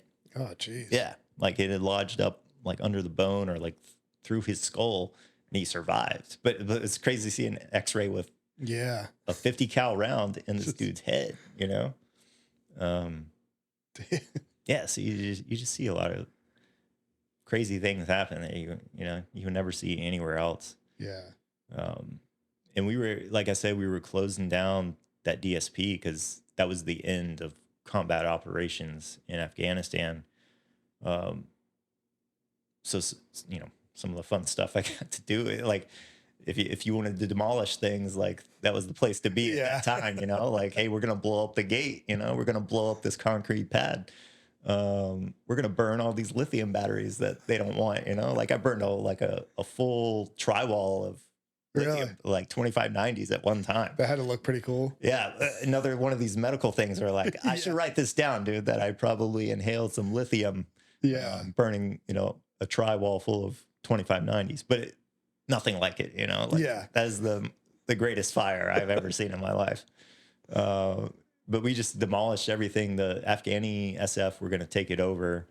So we didn't destroy everything, I guess. But and I don't even know what they were going to do with it because there was no way they were going to be able to stay there or like really hold it. Yeah. I'm sure the Taliban was going to come in. And funny enough, like 2016 when I was in Iraq, we had this guy, Nick, who was a CCT. And just through talking to him, he was like, "Oh yeah, I was in Afghanistan." I was like, "Oh yeah, where?" He was like, "Logar province." I was like, "Oh yeah, I was at BBK." He's like, "Oh, we had to go to BBK because the Taliban had taken it over." Like we were trying to clear it out. It's like, yeah, I can see that happening. Yeah. Yeah. But yeah, it was fun because it's all wooden buildings. So we're just like demolishing everything with axes and whatever else. Yeah. Just having a good time. Yeah. Just being little boys, Yeah. basically. That's awesome.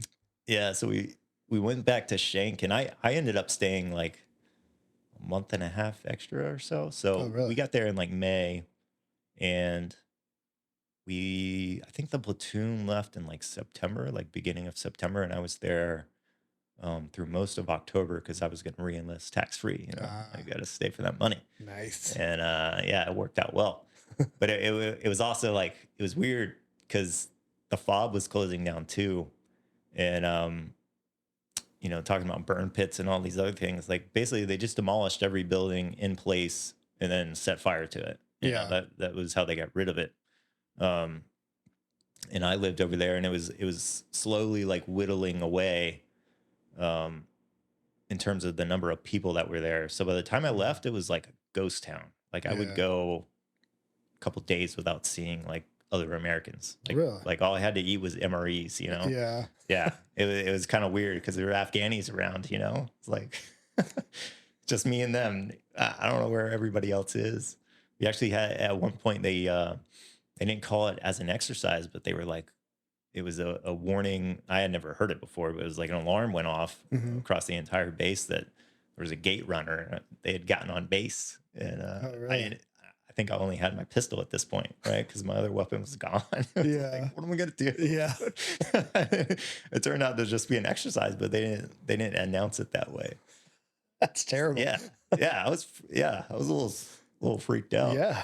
Yeah. You think about it, like, man, I just made it through all these things, and like. Right. I'm gonna die because I got no gun, or these Afghanis are gonna murder me in my sleep, and no one's gonna know for like a week. Right. But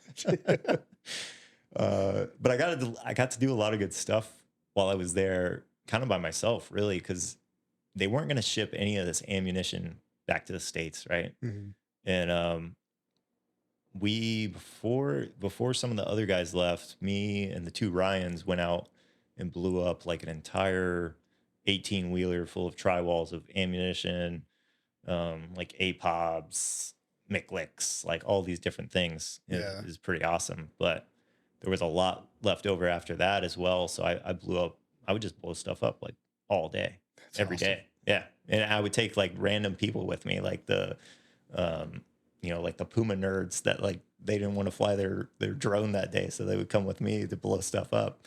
A couple like team guys that were just like, rolling around the base. Yeah. And I had this like demo area and the range limit was like 50 pounds, but we're getting after it because there's a lot to do. And the other thing I would burn a lot of stuff because it was ammunition. Ammunition's kind of hard to blow up, you got to have a lot of bang per, the amount of ammunition that I was trying to get rid of. So we had this enclosure of like Jersey barricades. And we would take a forklift and get all the tri-walls in there, like probably like 10 tri-walls, and then douse it in diesel and like put pallets on it and just burn it. Yeah. Thermites and burn it. They got mad at us one time. It wasn't our fault, but because we would let them know like, hey, we're going to burn this stuff. Mm-hmm. And this helo came flying by while like all these 50 cal rounds are like shooting off, through the top of the Jersey barricade, They get mad because sometimes the explosions would like shut out the internet for a while, like I said, we were going a little over 50 at times. But I got to like experiment with a lot of things. We had like a bunch of CS grenades. So I was like, oh, I'll try the 5-to-1, to get rid of chem, right? So, nice. But that didn't always work out because I would walk down there and once you start kicking up the dirt, start taking a CS hit, It was a great time. The other like weird thing that happened was the camp that we were on Shank was called McCloskey, and they had torn it all down, and they were bringing in bulldozers to like grade it or I don't know, get rid of stuff because they had a shooting range right there. And when they were grading it, they dug up a Russian anti-tank mine that was on the Interesting. on the shooting range there. You know, there this the whole country's time? been at war Yeah. for how long? Yeah, it's been there the whole time, and it was real. Like, I thought maybe this is a training aid, like they forgot here, but no, I blew it up, and it's not a training aid. You know, what else happened over there? Got to demolish a lot of more stuff. You know? Yeah, like all the furniture that was in all the rooms like had to be taken out and just demolished and burned. So it was definitely a feral like experience, you know, just like what's the name of that book? Lord of the Flies type scenario, dude. Like it was me and a few other guys, and we didn't know each other, and he lived over there and I lived over there, and we wouldn't see each other for days, and then link up to get some more. Dude, eating MREs is one thing, but eating them for like 3 weeks, it's not the best for your stomach. You know? No, it's not good at all. Yeah, you can tell the people that don't eat MREs, or I should say haven't eaten MREs like consecutively because it's the only thing they had, because they'll still be like, oh, this flavor's really good, and you're like, it doesn't matter if it's good, it's bad. Like, yeah. Plus everyone digs through, like the good ones are always gone. Exactly. If you see an open box, all the good ones are gone. Yep. You know it's all gone. Yep. Yeah. Overall, you know, good deployment. I forgot one little bit of information talking about seeing guys have a close call. The worst one was DJ almost got smoked by and it was one of those where like he didn't see it, right? Yeah. I saw it and some of the other guys saw it, but we were up on top of this compound, and we got like a 3-sided tick. Like we were taking fire from 3 different directions and shooting back, and we called in an Apache, and you know, whatever happened with JTAC, I don't know. Weird things were, you know, it could have been the helo pilot. Who knows? Yeah. But I'm looking at DJ kind of off to my right, and I see just past him this tree just like get demolished. And it's because the Apache was shooting like at us, basically. Yeah, it just demolished this tree. And I think we were yelling at him, so he was looking this way. Yeah. You know, he was looking at us, so he didn't see what was happening behind him. It was like, dude, you almost got killed by an Apache, bro. Oh my gosh, that was a wild op actually, because you had Jay, is it Jay Lee? Yeah. Yep. Yeah.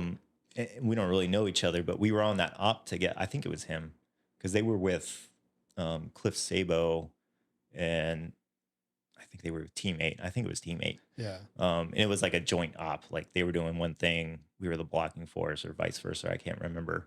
We got into this tick, and the place we had dropped off the vehicles, we couldn't get back to because of the way the like tick developed. Mm-hmm. So we had to like, again, like basic soldiering techniques, like all those IAD calls, like they're real, like, you know, roll right. So we rolled right for like a mile to get to where the vehicles were gonna pick us up. Yeah. And they could only get so many of the vehicles over there. So when we got to the vehicles, there wasn't a place to sit for everyone. So like we literally rode the rails like out of this firefight back to the fob or back to the vehicle, so everybody could have a seat at that point. Because that was a big no-no, you know, like you can't take more people than you have seats in the vehicles. Yeah. Unless you do.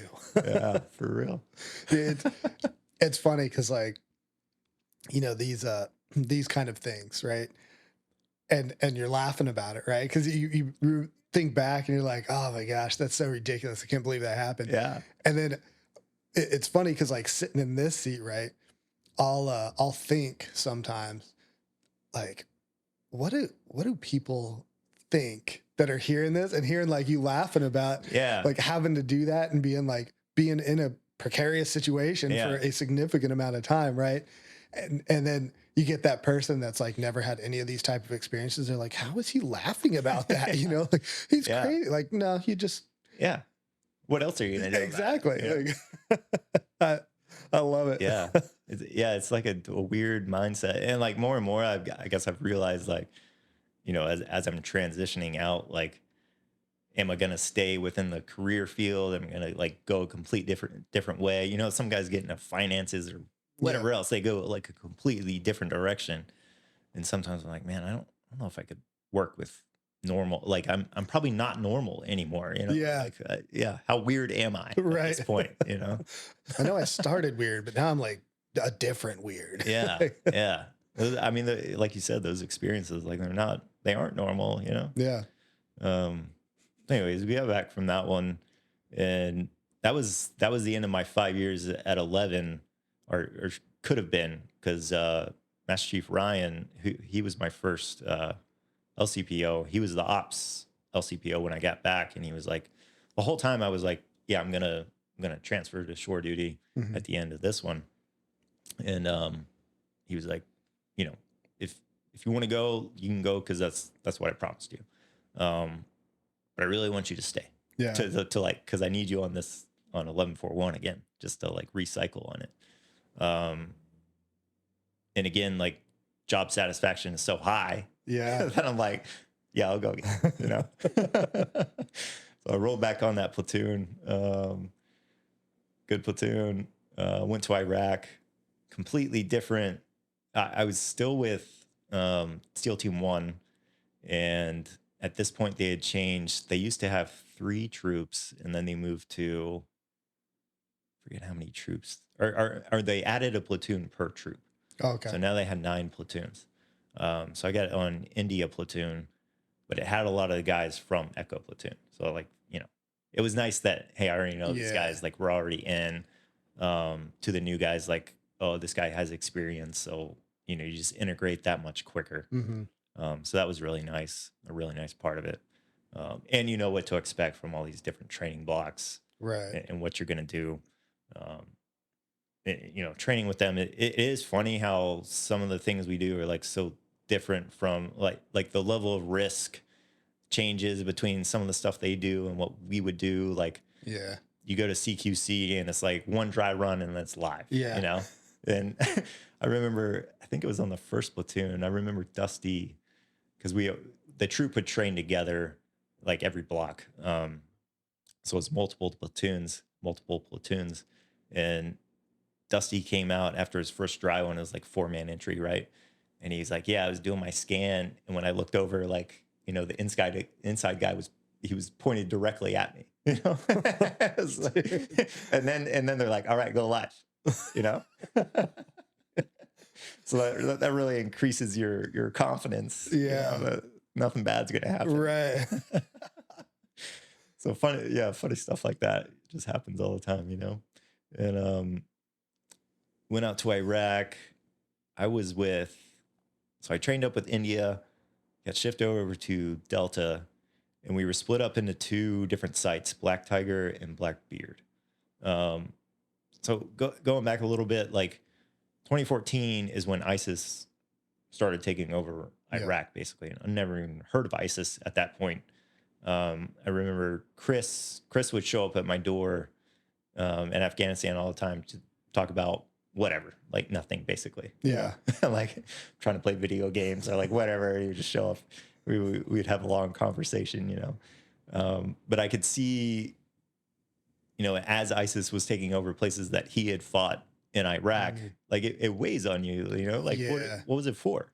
Like what good was it that I spent, a year there or 6 months there or whatever. So I could see that weigh kind of heavy on him. And then get to Iraq, into the ISIS fight, and those guys were like, they like a different level of evil, like Taliban's evil, like these dudes are on the next plane. And at that time, this is 2016, I think we got there in March. Right after we left is when they really started like pushing into like Mosul. So the whole time we were there, it was along the FLOT, right? The forward line of troops. And it was like World War I style, like they're over there, we know they're over there, and we're over here. And we have a HESCO barrier or a berm, and we're basically just flying Pumas and Mm. recon element like over their spots, calling in fires, and then as the Peshmerga would like push through those areas or like helping them out basically. Yeah. So completely different from Afghanistan, Right. you know, because it wasn't a company mission at that point. Like we were at those sites with the Peshmerga, but we weren't pushing forward of the flat. That was like a no-go. Okay. So we're split up between these two sites. Delta platoon was Black Tiger, Black Beard, and there were 3 EOD techs with Delta. So me, Chris, who was my OIC, and then Brian.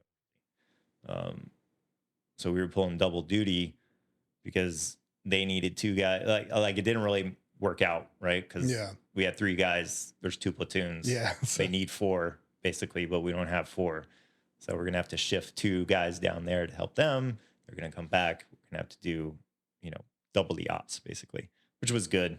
It wasn't real strenuous there in terms of like the op tempo and the ops that you were going on, like basically sitting at the flat. Yeah. I mean, some interesting things would happen. Like I had taken mortars in Afghanistan a couple of times, and that's also a sound like you don't forget. Like it's kind of rough watching some of the videos where you can see that they hear it before it hits. Yeah. You know, because you can hear it, but it's like barely enough time to react before it actually explodes. And on our first stop, we got mortared. Funny enough, I was working with my Chea just down this road, just kind of getting, you know, soil composition. And just, I was bored basically. And I got this like hit, and I was like digging on this thing just to see what it was, because it was on the friendly side of the flat. I wasn't worried about it. And that's when the mortar hit, you know, like as I'm digging for this thing. So like run into the concrete building. Another one where we're like, what were we doing? Yeah. Because guys were up on top of the building, like getting pics with the American flag, like on top of this building. And like ISIS is just right there. They there. can see us. Yeah. They're like maybe a kilometer away. So they're calling in, you know, mortars on us. That's crazy. But so that, you know, in the debrief, that's another one. Like, we're not going to do that anymore. Yeah. You know, you learn from your mistakes.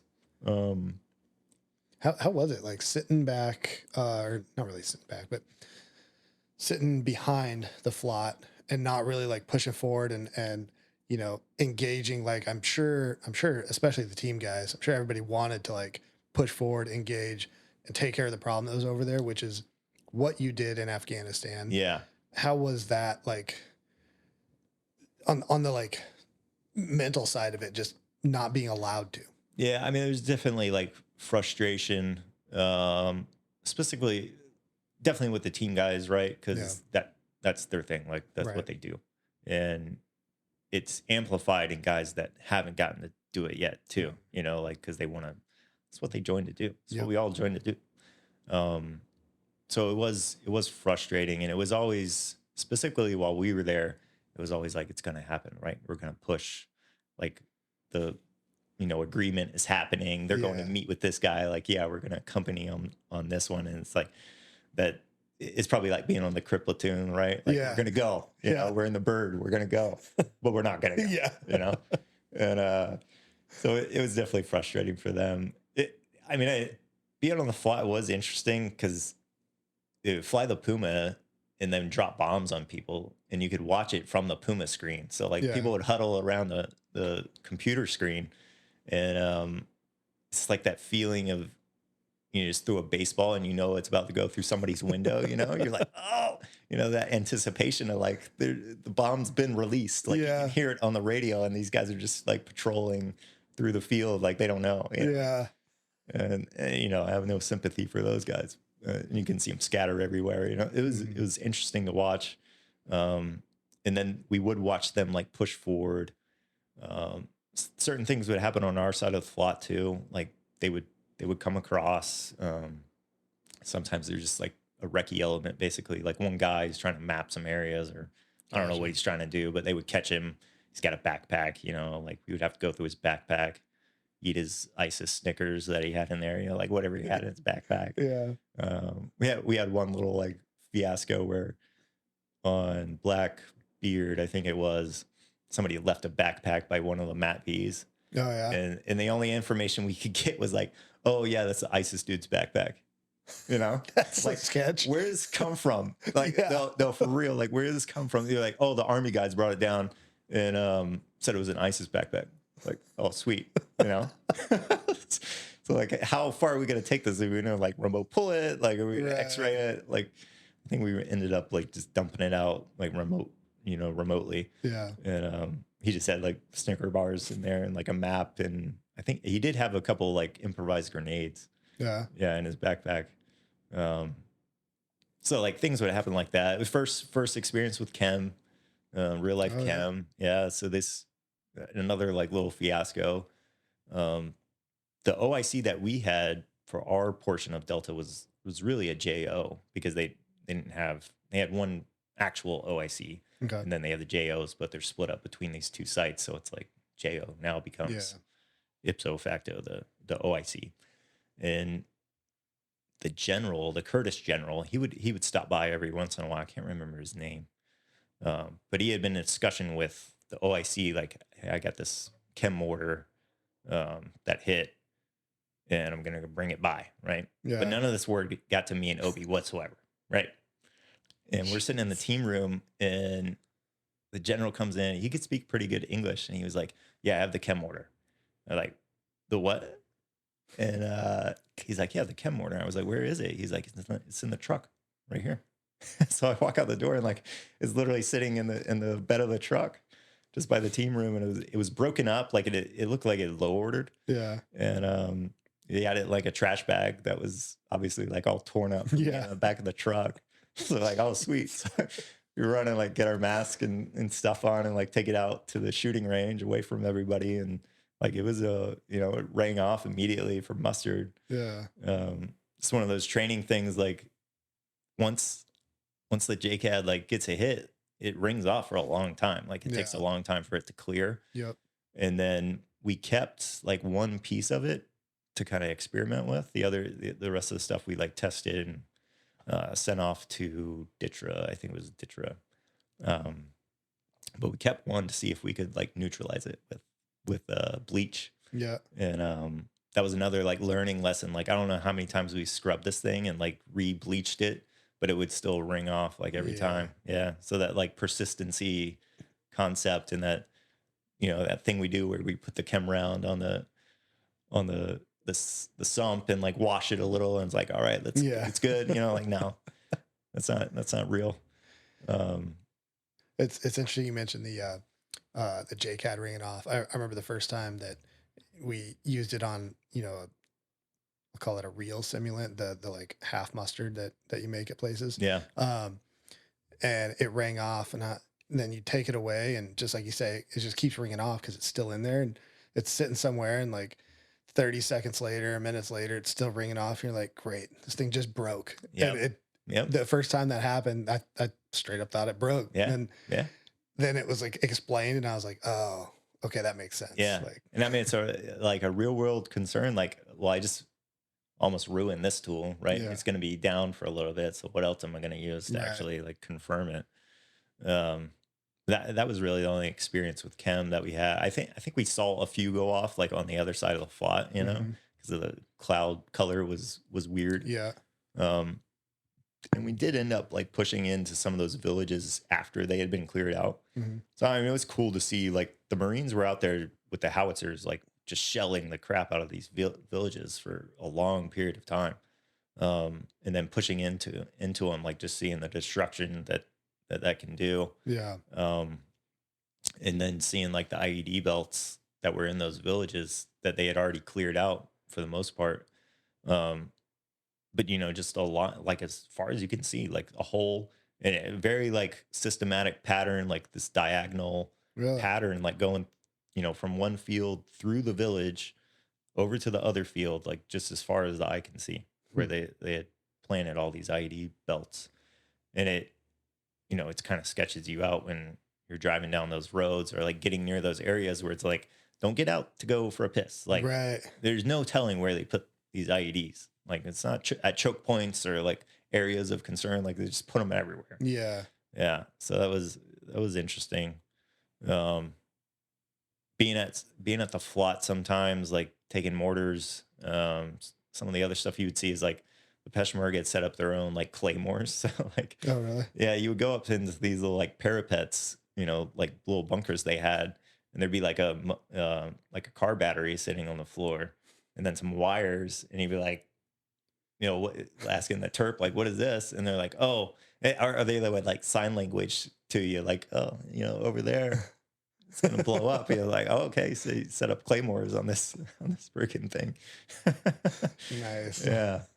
Um, and talking about that frustration and not being able to like go to the other side, Echo Platoon did get into like some pretty bit. That's where Chuck Keating got killed. Yeah. That was on that deployment. Dave Medvedev and DJ were with him at Echo, and I think they were in Sector 8. And they had been in one already, like a big tick where it's just like, you can call it blind luck or misluck. I don't know which one you would call it, but ISIS tried to push across the flot at the exact time they were sitting on the flot. Gotcha. Yeah, and they smoked all those dudes, like a lot of people.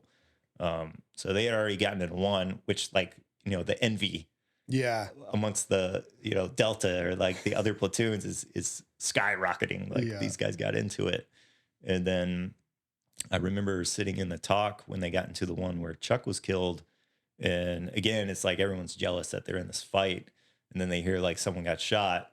And even that, I didn't think like, because it was so static at the flot, it was like nothing really bad could happen, and you just kind of get desensitized to it, I guess, or like complacent.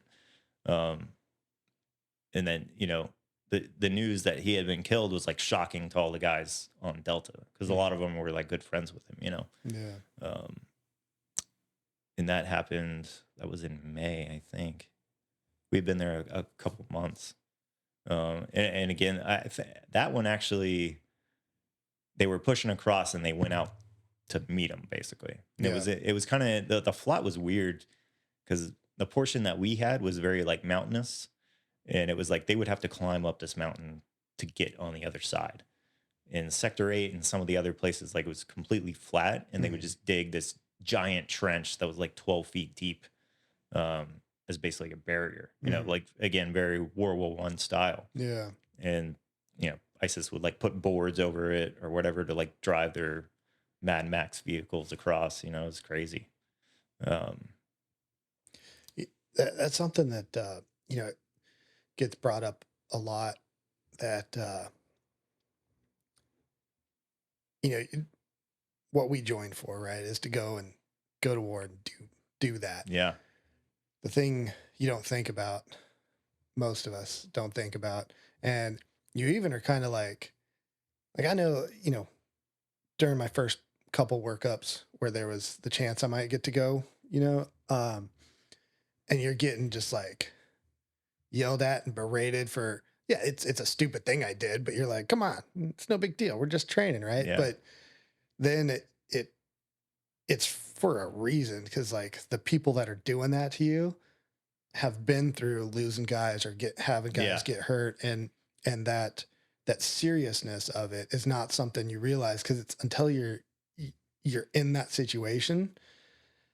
The thing that I get on here is, and I've heard it over and over again, is like, just careful what you wish for, right? Yeah. Like, yeah, we want to go, but it does have that. I completely get it. Yeah. Particularly after that ambush in Afghanistan, I remember like very serious like debrief about some of the guys who had hopped out to basically provide fire. Yeah. Because they felt helpless in the vehicle, but the vehicle provides you a lot of protection. Like, you're not going to get shot inside the vehicle. And I could see it, and especially the senior guys, like it was very serious to them because they had lost friends, Right. and they were saying these things because they didn't want to see anyone else, die in front of them. Yep. Yeah, totally get it. Yeah. Yeah, that deployment, again, the Iraq one was like completely different than Afghanistan, but it was interesting in its own way. I ended up going to Sector 7 to take a spot with Echo because Brandon Ross, our LPO, had to leave. So it was me and Darren Hilliard. So I missed all those ticks with them.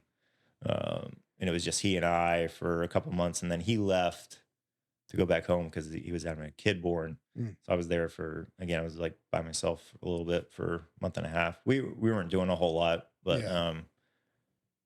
we were just making way for the next guys. Again, like they actually started pushing in Mosul. Like I think we left in September, and they started pushing in Mosul in October. Yeah. Or like end of September. So we like just missed that part of it. And I wasn't sure when it was going to happen because they've been talking about it for like 6 months. Right. I was like, this could go on for like a year. And the guys who replaced me, Jeff, like he replaced me.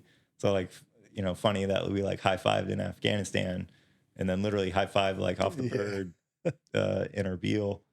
And before we left, JJ Finan came out for like the PDSS. So he stayed with me and Darren for a little while. The awesome dude. Yeah. I only knew him for like 5 days, right? But I liked him a lot.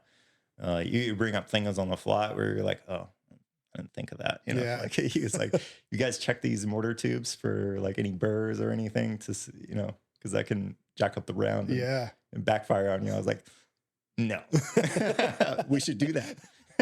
I will right now. Yeah. I mean, everything you'll hear from guys that like knew him well is like, he was an amazing like EOD tech. Yeah. Yeah.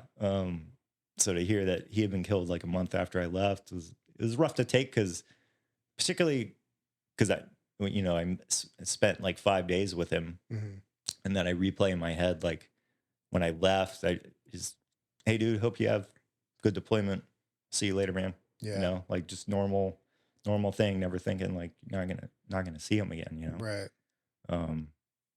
And then and just thinking about like he probably slept in the bed that I slept in. Like we had the best room in the house. It was like the biggest room, it was the hangout room. He probably woke up in that bed that morning. I, ate some of the candy I left for him or whatever. Yeah. So that was like a weird things to think about. Right. But it was an interesting deployment. A lot of different experiences, other than what I'd seen in Afghanistan with the chem and like just a completely different way of how they were fighting it. The damn neck guys would come out with us sometimes. Like that was always like funny to see like these dudes show up on little birds, just land. And they would come out with this honestly, because I think they were bored. Yeah. like they sat at Erbil because they had like the 160th with them, and they had all these helos to do all these things, and I think they were just bored and would come out with us, and they were awesome dudes.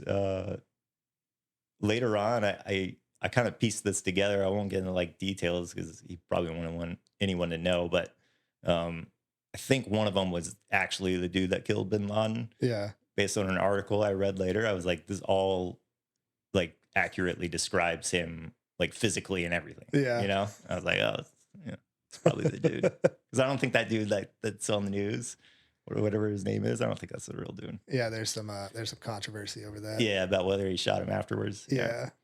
Anyways. Yeah. Yeah. Yeah, so that time came to an end.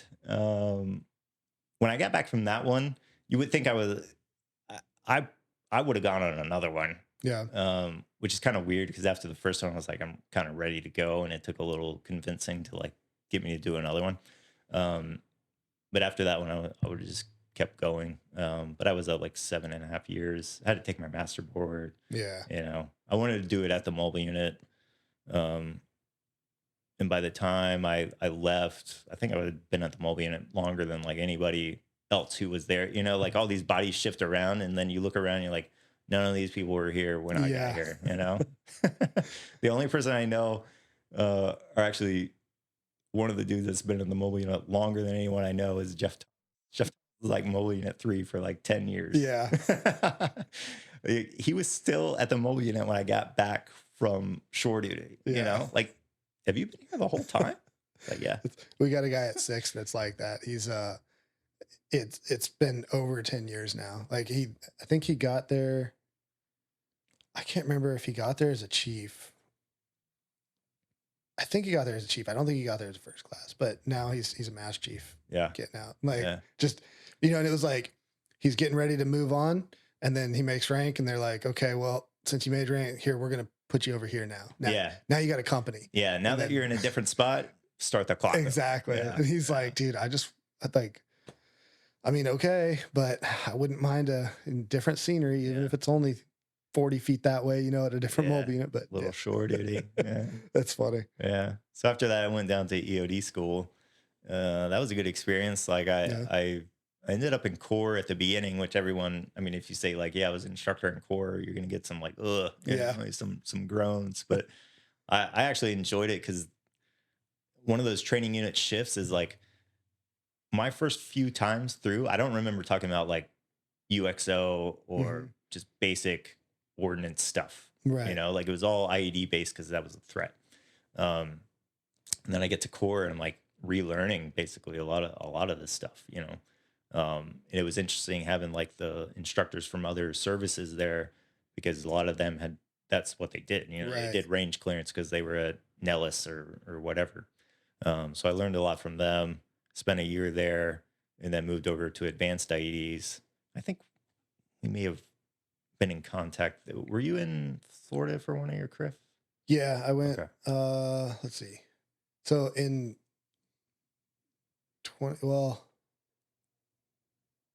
I went to Florida, 2019 and 2020.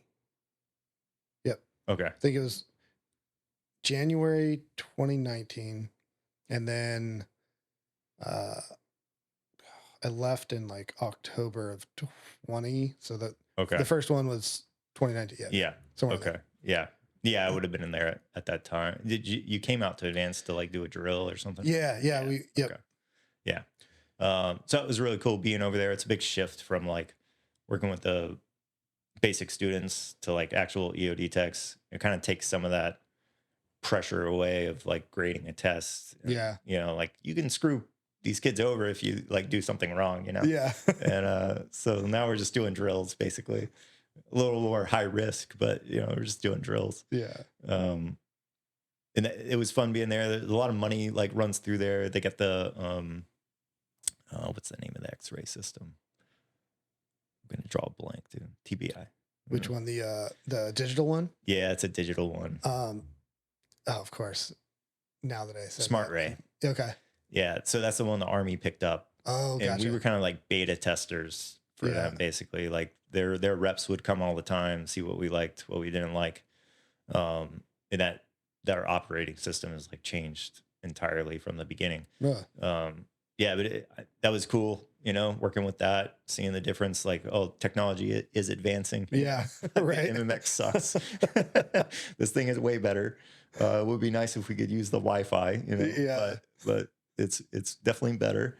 We got like the high speed cameras out there, like this super slow-mo. Really? Yeah. So that got out there and like towards the end of when I was leaving, but we can see the rounds fly through the air and like what happens when they impact.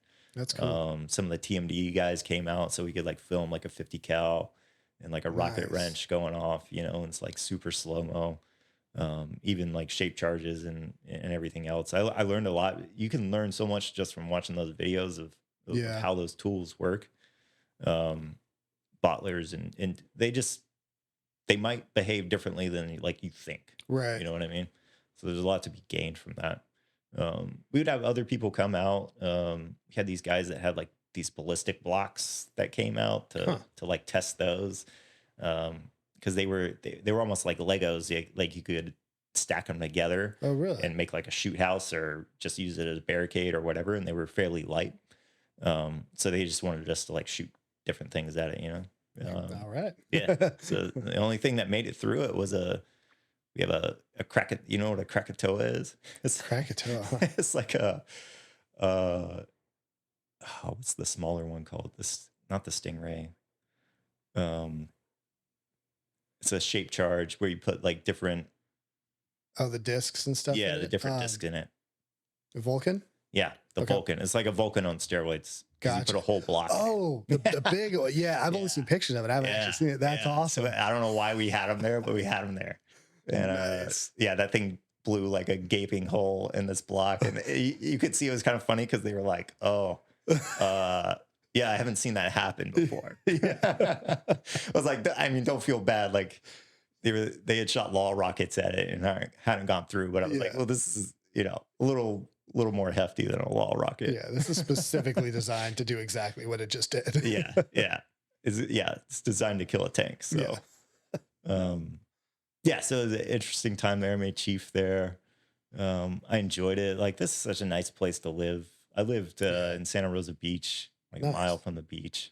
That's a so good I could spot. just ride my bike down there every day, and I would. Yeah.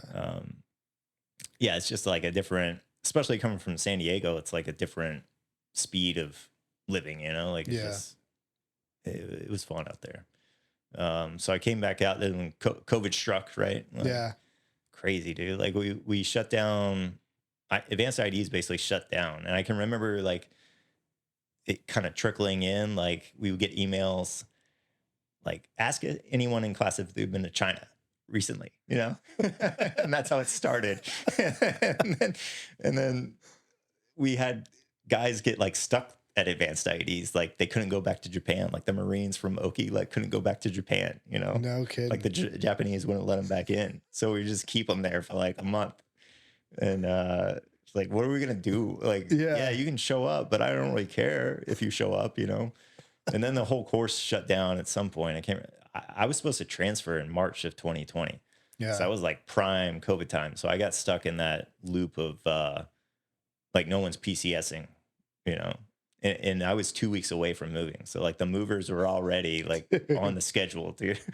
And they were like, no, you're not moving actually. And I would get all these different answers from people like calling Transcom and like, the logistics at Eglin. And they were like, yeah, you can move. And then it'd be like the Navy was like, no, you can't move, like nobody knew the actual answer. And the other thing that happened out of schoolhouse is like a lot of basically the policy they came up with was like, if you're high risk, stop coming for a while. Yeah. I forget how long it was, but what that did, because, you got a lot older guys at EOD school between the GSs and like contractors, like a lot of the workforce was gone. So everybody had to like pick up that slack, and most of the advanced ID instructors got pulled over to the schoolhouse because our course was shut down. Yeah. I didn't, because I was in that like weird, well, this dude's PCSing, yeah, but he was not for like 5 months. Yeah. So I was stuck from like, I think I was supposed to PCS in February or March and didn't leave until July or June, like end of June. So I came back out to 3, and the only way I got back out actually was because they needed a chief on the platoon. It was like a, like a hot filled position. It was like a chief of a platoon is different. Like he can move, but an E6 and below can't, or it was like a critical spot. So I got back out. Wife got COVID like on the drive over. So it was like rough for a while because I had 2 kids at this point. They were both born while I was at EOD school. And we were several days without furniture while like the wife is in the back room, like quarantining basically, like she's sick, so it was a rough time. Just waiting to check in. And the platoon that I went on, 341, the chief was retiring. Basically, he was just kind of like in the spot. So he was retiring. So I was going to pick up the platoon. I didn't know that for sure until I got there.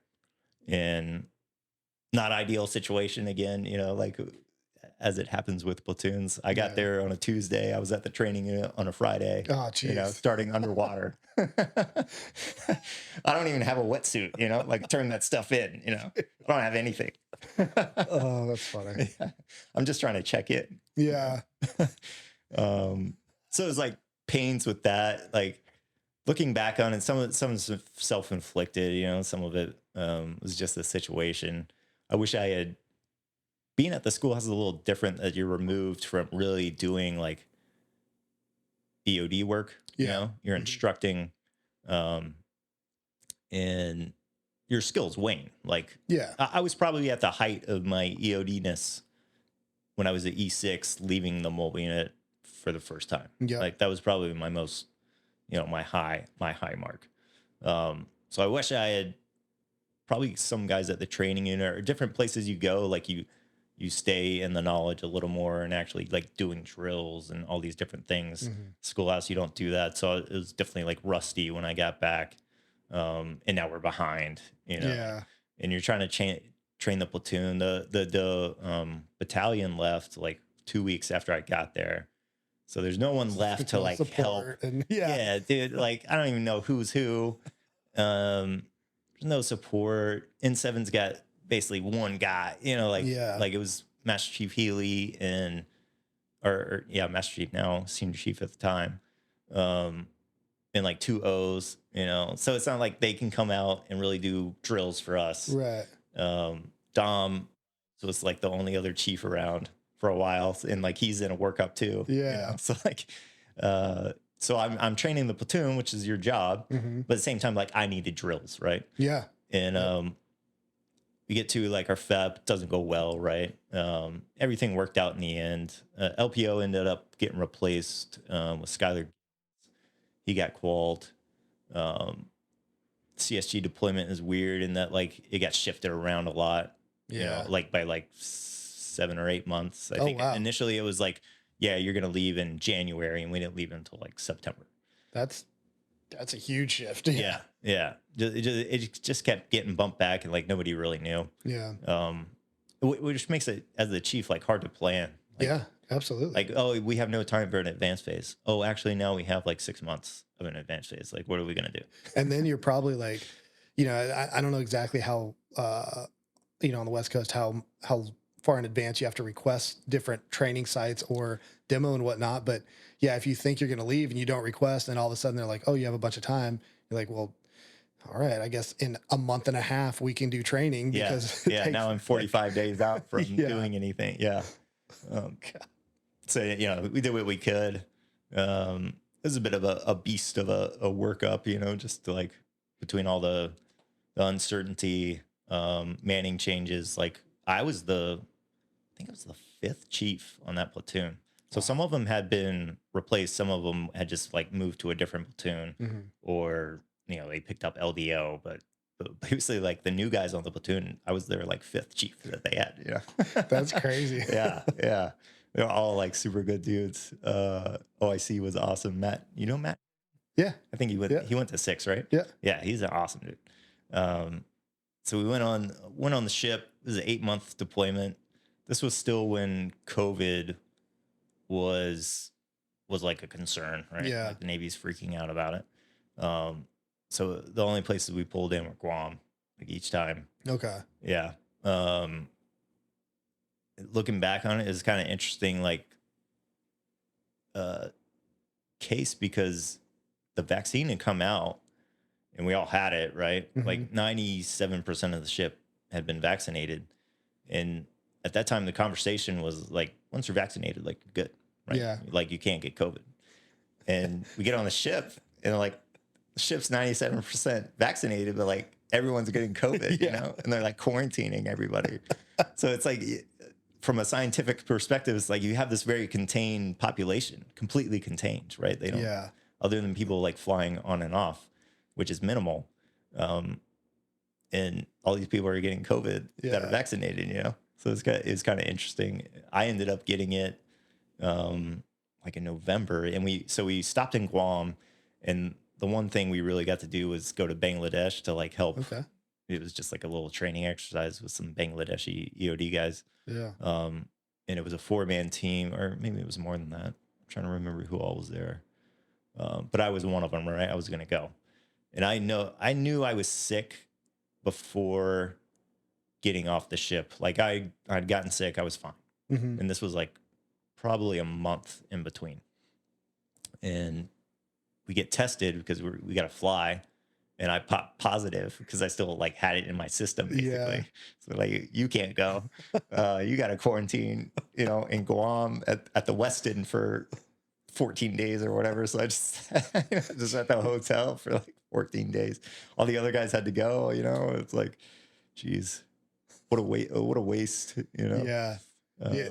There's so many things that, because like we were a similar situation on the carrier, in that time frame when so when we were doing our, what do they call their thing right before deployment, whatever their qualification thing is. Yeah, it's Comp2X. Yeah, Comp2X. There we go. So on that's where we were able to fly off, get the first vaccine, and then later on get the second, whatever. Yeah. But there's so much that like in 5 years, I'll be able to say everything because like doesn't matter repercussions, but right now I got to hold off. Yeah. But yeah, like I feel you. It was an I got interesting 7 days spot. left. Yeah. Yeah. Yeah. I know what you mean. Yeah. I mean, sometimes I look at that entire situation as like, it's hard. It's easy to like armchair quarterback some of the decisions, Yeah. Because we didn't know like early on, like January of 2020, that's really started. Right. Mm-hmm. And then March is like when they started locking everything down. Like they didn't have all the data. Right. Even I was like, I don't know how bad it's going to be. I mean, there were projections like 1 million people were going to die in like a month, And I mean, looking back on it, it's like, well, that was wrong. Yeah. Like the projection was wrong. Some of the data they did have, like kids weren't at risk. Really. Right. I mean, they still aren't. You know, there's like 10 more things you're more likely to die of as a child than COVID. Yep. So some of the decisions is like, where did that come from? Yeah. Like, there's no data to support that. Yeah, CSG, man. Like, I mean, you know how it is. Yeah. Like, dude, it's rough on there. I even think just like not even like yes, it's because of COVID, but just the ways they made people quarantine on the ship and like those kind of things that I'm like, oh my gosh, they're just hilarious. But for my version, we'll have to wait a while. Yeah. I mean, they stuck you in a berthing and like got fed through the door basically. Yeah, all you sickies stay together. One thing I will say is this guy, he wasn't one of our guys, but he would come down the shop all the time and talk to us. And after he got done with his quarantine, he came over and he's like, yeah, man, he was describing it, right? And he's like, yeah, and every day they'd give you yard time. And we're like, wait, yard time? He's like, yeah, that's what we call it because they'd allow us to go up and get fresh air for like an hour a day. And then we'd have to go back. So they just call it their yard time. Jeez. That's hilarious. I mean, it is like a prison for sure. And it's already like, I mean, it's a nice prison, but it's already like a prison. Yeah, it's already like a prison. Yeah, I mean, you get fed on a prison tray, literally a prison tray. Yeah, well, when I got it it kind of ran through the platoon, but like, I'm not telling anybody. Like, I'm sick. Yeah. I'll stay in this room, and I'm not gonna try to, I'm not going to the gym or whatever. But I'm not getting stuck in that berthing either. Yeah. And I mean, just the day to day on the ship is kind of like a grind, obviously too. Mm-hmm. I mean, my only recommendation is like get a routine and like kind of stick to it to fill the time.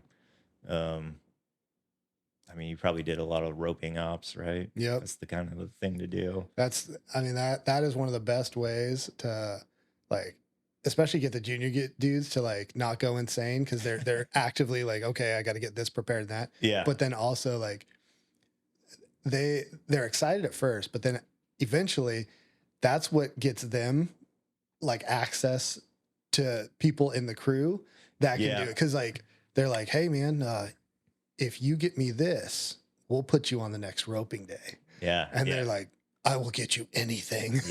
Yeah. To do that 20-foot rope. Some of those people have a rough life. Yeah, they do. And you can see it in their eyes. Yeah. I remember, so I was on a ship. I was on the Vincent. So I was on the Vincent both times. One was for a rim pack. I think this was like in between my first and second deployment. Yeah. I was on there with Cole. You know Cole? Mm-hmm. Yeah. And we, rough time, like nothing to do, right? Your flight deck response by requirement. And you start to go a little insane because you start to nap during the day because there's nothing to do, and then you can't sleep at night. And then you get on the mid-rat schedule, you know. You don't know where anything on the ship is, especially when you're only there for like a couple weeks. Yeah.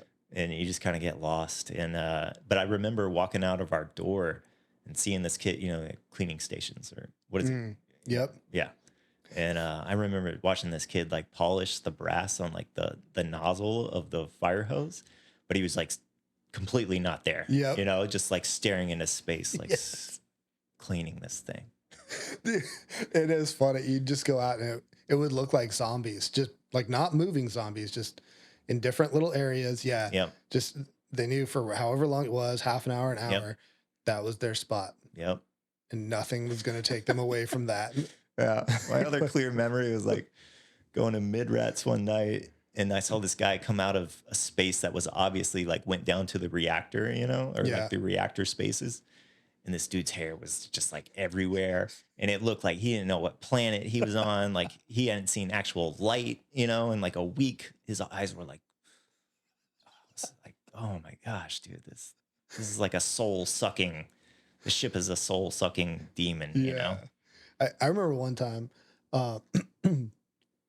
I'd realized, because I started to realize after a while, like I'd get in this like mood.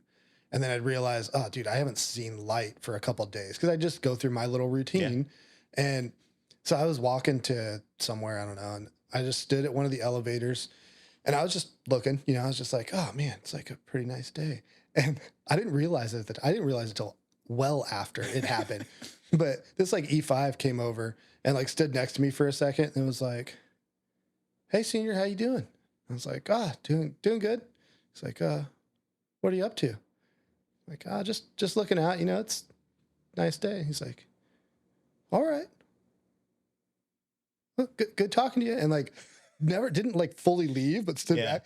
And it was probably like an hour later that I was like, that dude thought I was going to jump. Like that dude was literally checking.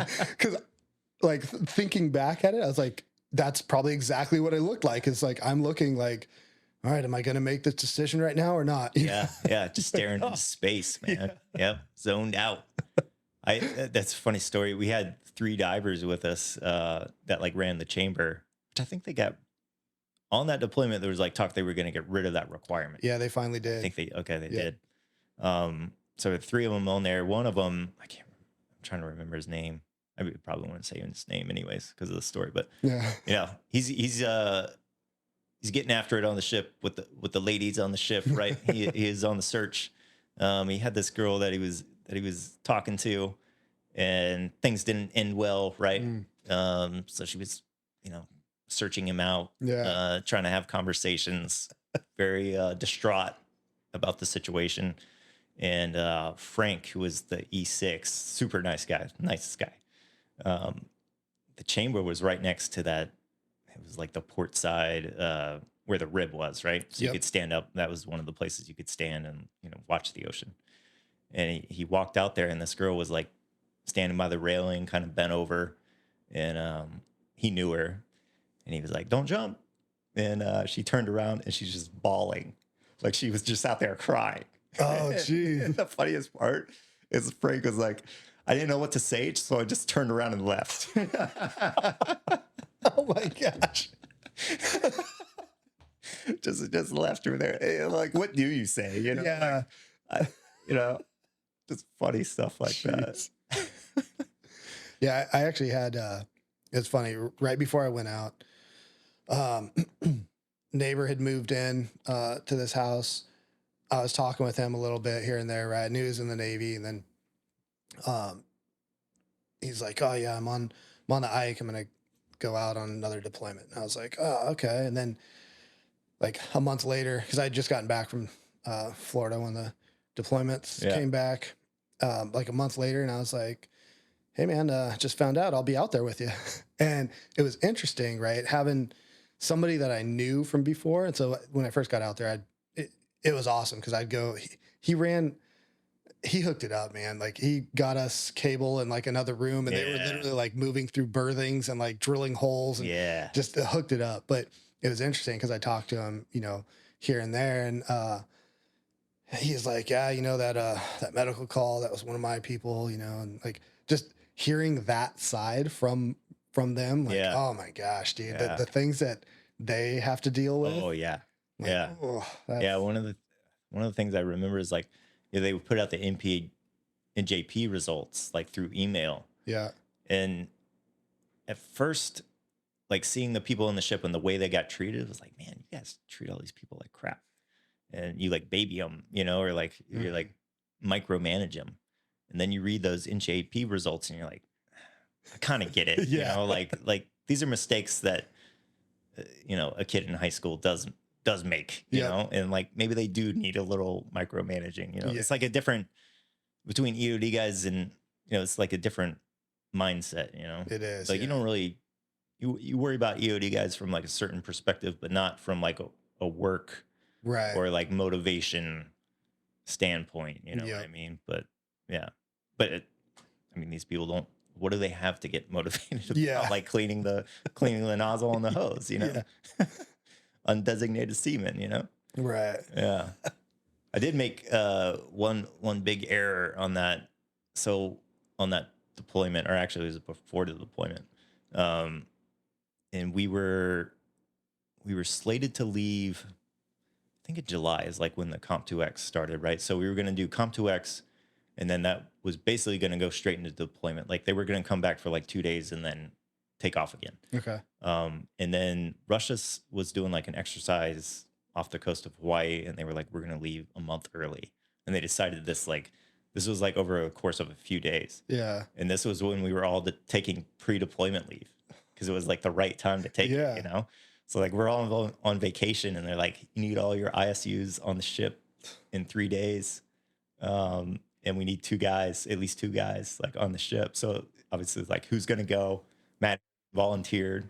And then Skylar volunteered as well. And Skylar, like, he didn't need to, man. Like he was at Mobile Unit 1. He got pulled over, right? Cause we needed an LPO. He had done like a bunch of back-to-back. He had been gone a lot, right? Yeah. And he volunteered to do it. So, good on him. And they got on the ship, and just through like packing the ISUs, one of the boat bags with gas in it, like ended up in the ISU, right? Oh no. and it was a big deal because the handler on the ship, this was the first time they were going to use the F-35, which takes up more space, like on the deck. So space was at a premium. So they were like very on us about like what we were bringing. We had to give them like a detailed list. And we ended up getting 4 containers, basically like 3 ICUs and ESAMs on top. Okay. And then, but they were very like adamant that we bring no gym equipment, right? Yep. Because all these guys have been previous deployments where you pull out the gym equipment, work out in the high bay or the hangar, and they didn't want that, right? So we're like, fine. That stuff ended up in a different place. Like, we did what we had to do. Yeah. But in the course of packing out in 3 days, like coming off deployment leave, like that bag ended up in there, and they wanted to look at the ISUs. They wanted to look inside, to see if we had the gym equipment. Yep. So that's why we put it on top, put it in the ESAMs, because not going to climb up there. And that boat bag ended up there. They opened the doors, and I'm like, oh, there's gas in there.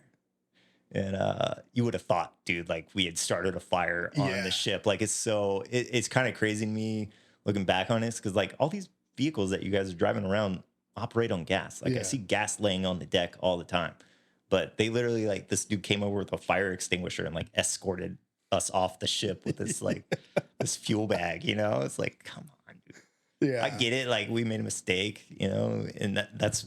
If you ask Matt what his nickname is, he'll tell you what it was on the ship. When it really, it's like my mistake, like that's on me, not on Matt. So that was a good one. The other like notable event was the F-35 crashed on the deck. I don't remember that sounds seeing interesting. That on the news. Yeah. It was your shop like near the fantail, right? Mm-hmm. Yeah. So just sitting there in the shop as you do for like 18 hours a day. Yeah.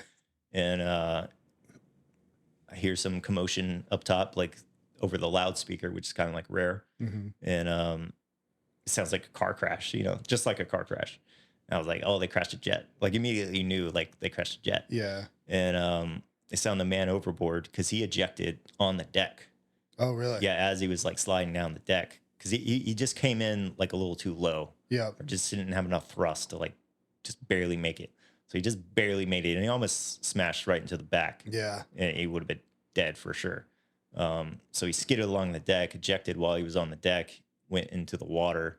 So they called man overboard as we're like coming out into the hangar bay to get up to like the CSG office for, where we muster. Yeah. You hear people talking, they're like, oh, it went off the side of the ship. Like it just went into the water, So we're kind of like keyed up because it had, coincidentally, I actually had ordnance on it that day. Oh, really? Yeah, live ordnance had AIM-9s on it. And we get up there, and like I think Skylar was on watch that day, and we're like, should we go up there? I was like, it's in the water, like we kind of lucked out. Yeah. It's in the water. And they were already like clear because they still had jets in the air. So they were like clearing the deck really quickly to like make way for the other jets. And it was just like, if they find anything, they're not going to find anything. But yeah, if they do, let us know. I got a lot of questions afterwards about, how deep can you guys dive? Yeah. They're like, what's the depth here? And they're like, it's 12,000 feet. I'm like, yeah, no. Not that deep. Not that deep. Well, just by a little bit, It is funny, like how something happens and, you probably did what we all do and you give your brief to several different people, like, here's our capes and limbs. And they all kind of like half pay attention. They're like, yeah, whatever. And then something happens. They're like, hey, that capes and limbs. Can you go over that one more time real quick? Yeah. Like, just quick refresh. Yeah. Yeah. Yeah. It's interesting. Some of the things you get asked for, like the F-18 pilots wanted to do this op where like they landed some remote area, but they needed a radio that could reach back to the ship. So they ended up using like our 117s and stuff, like SATCOM shots. And that was good for Brad, or like comms guy, to learn some of that stuff. But yeah, ultimately it's a lot of time filling, Yeah. We got a few other calls and it's all mechanical stuff. Like this screw got stripped. Yeah. Now this cartridge is stuck inside the ejection rack, Yep. It's like, all right, is there another way to take this apart? Like it's not really an EOD problem per se. It's more of just a mechanical, can you take this apart Exactly. type question. One of the things I wish I had done is like integrate a little more with the helo squadrons like beforehand. Yeah. Like one of their 50 cals got real jammed up while it was on the bird, and like their 50 cals a little different because it fires electrically. Mm-hmm. So like just getting used to where are the flares on this thing, Right. stuff like that. We did take a trip out to Nellis to look at their F-35s and get familiarized with all the stuff. Yeah. But yeah. Yeah, I'd say the same thing. Like for anybody doing a CSG deployment, definitely trying to get out there beforehand, because I didn't either. Yeah. And one thing that did work out, but it would have been so much better if we did it on land before we were on there, is we went to each one of the squadrons and got with their, not Airbus, whatever the squadron's like head AO dude is. Yeah. And then they put together a list of every single thing that they have in their inventory and could use.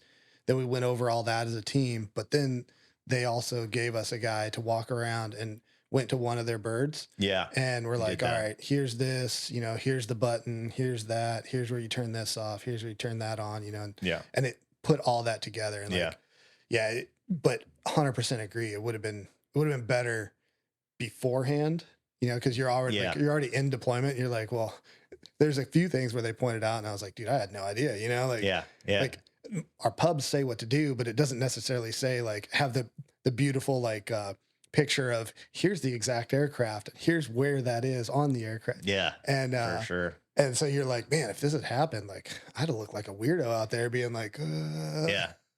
Yeah. My idea was like, I'm going to bring one of these dudes with me. Like, absolutely. This is his thing. And it's not like a hit on you. It's like, this dude does it all the time. Exactly. And like that ejection rack, like, I was like, who's the dude that takes this apart? Can you take it apart? Yeah. 'Cause I'll cut the thing, but can you take it apart? Like, yeah, I do it all the time. Yeah.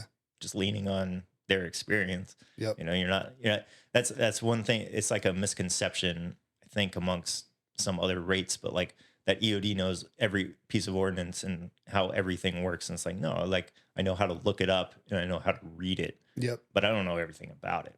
Exactly. You guys actually put it together. You know where all the pieces and parts are, you know? Yeah. So just leaning on that knowledge is a good thing to do. Yeah. And you know, one of the how we're taught and from basic school and on is like not every single piece of ordnance, but how do the types of ordnance work. And then with that knowledge, now I know how to, if something's wrong with it, I know how to figure out where to disrupt it so that it won't do what it wants to do. Yeah, it's very like, it's like generalizations about this type of ordinance and this type of ordinance. Yeah. And then you know you can look up and see the nitty gritty of like where everything is. Yeah. Yeah. The other piece on there is exactly like you're saying. I remember on my first carrier deployment, this dude, AO3 Cox, I was like, told him he was always in trouble. He was always up there.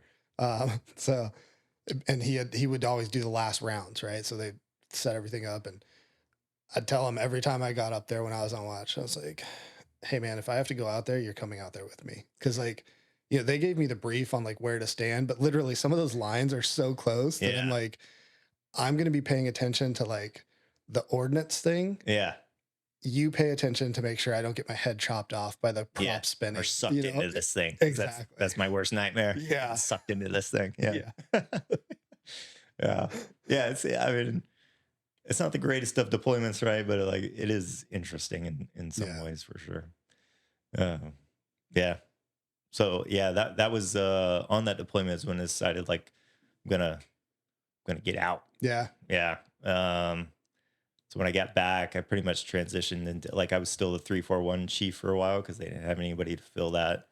And just like the state of EOD right now, I don't know what between a 1 and a 10 of greatness. I don't know what you would, or happiness, I guess I should say, is like what we're at, but it's certainly not a 10. Yeah. And I think it's really like just manning. I think there's too many platoons. Yeah.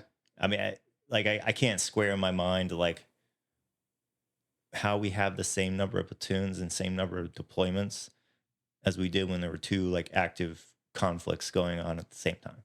Right. Like, it doesn't make sense to me. And again, it's mostly job satisfaction, right? And like I see a lot of the newer guys, like they're getting out at a higher rate, and I understand it. Like they came in, a lot of these guys, especially like new guys on my platoon, probably came in like 2016, 2017, right? Right at the tail end of like they might get to do something. And again, it attracts a certain type of guy. Like they all want to go to combat. And now they can't. Right. Because there's nothing out there. Yeah. And so it's like, I get it. And they see opportunities on the outside. And then you sprinkle on not just that concept, but like all the little annoyances that like go along with the Navy of 3M and admin and all these different burdens that they're under, you know, like sprinkle those on. And now it's like, this is a lot more attractive to get out, you know? So I understand it. I think maybe that could wane in the future because guys coming in now, it's like they should have their eyes open of like what the state of things is, and it can always change so fast. Like I was talking about in Afghanistan, I was never even heard of ISIS, and now they've taken over like half of Iraq. Right. So it can like spring up out of nowhere. If they in the war in Ukraine, like we could be over there demining in a couple months. You know, I don't know when that's going to end. Whole thing with China, like I don't know when that's going to happen, right? Or if it's going to happen. You know, you just don't know. I joke with people like I'm probably going to get stop lost in like 2 years when the war with China starts. Right. But it'll be like, why'd you get out in the first place? Now you got 5 more years left. Yeah, exactly. No, it's true. It's I think I know there's people in our community. We all know them, a lot of them by name, that probably super upset that you're getting out. It makes no sense to get out right now. You're so close, this and that. And like, well, I mean, it's my life, so it kind of does make sense because I made the choice, you know? Yeah. But every single enlistment that I came up on, I seriously thought about getting out. And I think Yeah. it's important to do, because like there's a couple good reasons to get out. One, if you don't enjoy what you're doing anymore, and you have like something that's on the outside that you could do, and you're like, well, you know, our bodies get destroyed at a rate significantly faster than somebody Yeah. who's not doing this kind of work, Yeah. right? And so if you're at 10 years, 12 years, 15 years, 16, any number of years, and you're like, man, I want to transition, I want to do that thing, and Yeah. it's not in the military.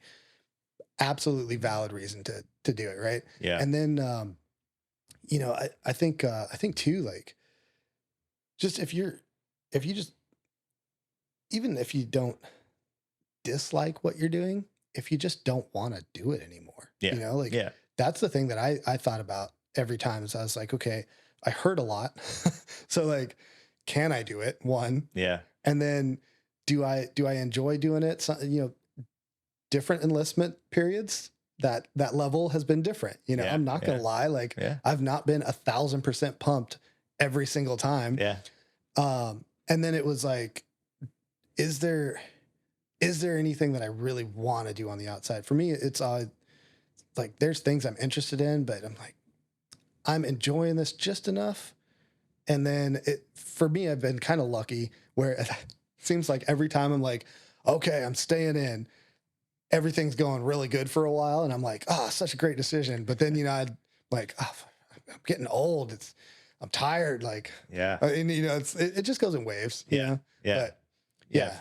For sure. It, like, when people ask me, it's usually like, it's not a risk versus reward. It's like what I have to give versus what I'm getting. Yeah. Like, just isn't there anymore. Like, I have Yep. 2 kids, riding around on ship for 8 months. Like, what exactly am I doing? Missing a lot of their life, Yep. like those things are hard to like square in my mind. Yeah. And especially like, yeah, I'm giving up like a military pension, right? But I can get that. Like, if I go to a GS spot, I can buy those years back. Yep. Like, yeah, it's some cost to me, but I'll actually probably end up with a better retirement than what I was getting. Yeah. If you go to a certain job and make a certain amount of money, then it more than makes up for it. Yep. You're going to get 100% disability. Like, that's a sizable amount of money that you weren't going to get for all those years. And, talking about your body, like, it's not normal. Like, Yeah. at some point, sometimes I feel like, oh, doing okay. Yeah. And then you think about all the things that, like, Chris Barrett told me, he's like, I started thinking about all the things I don't do or avoid doing because it's going to hurt. Yes. Or the times where I wake up and like the room is spinning, or you just get dizzy for no reason. Or I can't remember people's names that I know really well. Right. Or, like, I didn't know word finding was a thing, like that you can't find the word that you're trying to use because you probably have a TBI. One like light bulb for me was I was sitting with Commander Coe's, like the mental health on the West Coast, and we're going through like basically getting referred to the TBI clinic, just blast exposure and all these things. And she's like, "Do you have ringing in your ears?" And I was like, some, like, probably no more than a normal person. And she was like, normal people don't have ringing in their ears. I was like, oh, Yeah. like, oh, okay. Yeah. I guess that is weird. And there's a lot of things like that. Yeah. And like, yeah, the things that happen to your body when you're parachuting, like, that's not normal. Wearing 5 pounds on your head for extended periods of time, like, isn't normal. All the pressure you put on your back, like riding around in a vehicle, wearing kit, like, all these things are not normal. Right. Like, nearly doubling your body weight in what you're carrying. Yeah. Eat more than that sometimes when you're like buddy carrying someone, like, it's all compressing your spine. And I see a lot of even the junior guys now, like, you could probably get a sizable amount of disability because it seems like guys are like lifting heavier and heavier these days, like all these young guys coming in. And it's impressive, like, dude, it's pretty cool that you can deadlift 600 pounds. But at the same time, it's kind of bad on your joints eventually. Like, yeah, I've seen that documentary with what's that old bodybuilder? Ronnie Coleman. Yeah, Ronnie Coleman, who can barely stand up, That dude's a savage though. He's still like walking into the gym with his cane. And you're like, I mean, good on you, but yeah, you're addicted to it. But yeah, good on you. I mean, you're tough. I'll give you that. But yeah, I see these guys now. I'm like, you know, deadlifting 400 pounds is cool too. Yeah, exactly. Exactly. But it's nice we have these like strike gyms now that you can go, because before it was like, you're going to go to medical and it's not a hit against medical, but it's like, is this going to turn into a full like physical therapy thing? Yeah. Am I going to get ibuprofen? Like, or Motrin. I don't know which one it's going to be, but it's probably either I don't have the time for it or it's not really going to help. So why go, you know, and now you can go to these gyms and actually get, you know, worked on right there and then. Yeah. So that's awesome. But yeah, I see these younger guys like, you need surgery on both your shoulders, you know, like you could get out. Like, and what are you like sacrificing your body for to go on a deployment where it's like, you're not going to do anything, man. Yeah. And I'll say, you know, like that is something that like that statement right there is something that's been pushing at me. And I know some people, and I hope that more and more people in leadership positions start looking at this way. You know, we come in for doing the war thing, right? Yep. It's not there. That's not anything any of us can change. Right. Yep. But one thing we can do, because we look at like I've been thinking about this a lot more actually. We look at like, why do we come in to go to war? Well, we really come in to do our job. And that's just the ultimate test of us doing our job, right? Yeah. Because you're doing it in all the basically worst conditions, right? Can I do what I'm trained to do, what I joined to do in the ultimate version of that, right? But satisfaction comes at a whole bunch of different areas, right? I was talking with somebody last night about this. There's a bunch of places where we can go do work, and it's not in any version of a wartime thing, right? But there's places that we can go, and if we make it a priority to where the team chiefs and the company, LCPOs can get training on how do we make a movement to a remote location. And then while we're out there, there's UXO out there. There's UXO on land. There's UXO underwater. It's our areas, but it's not the US. So like we can actually do things.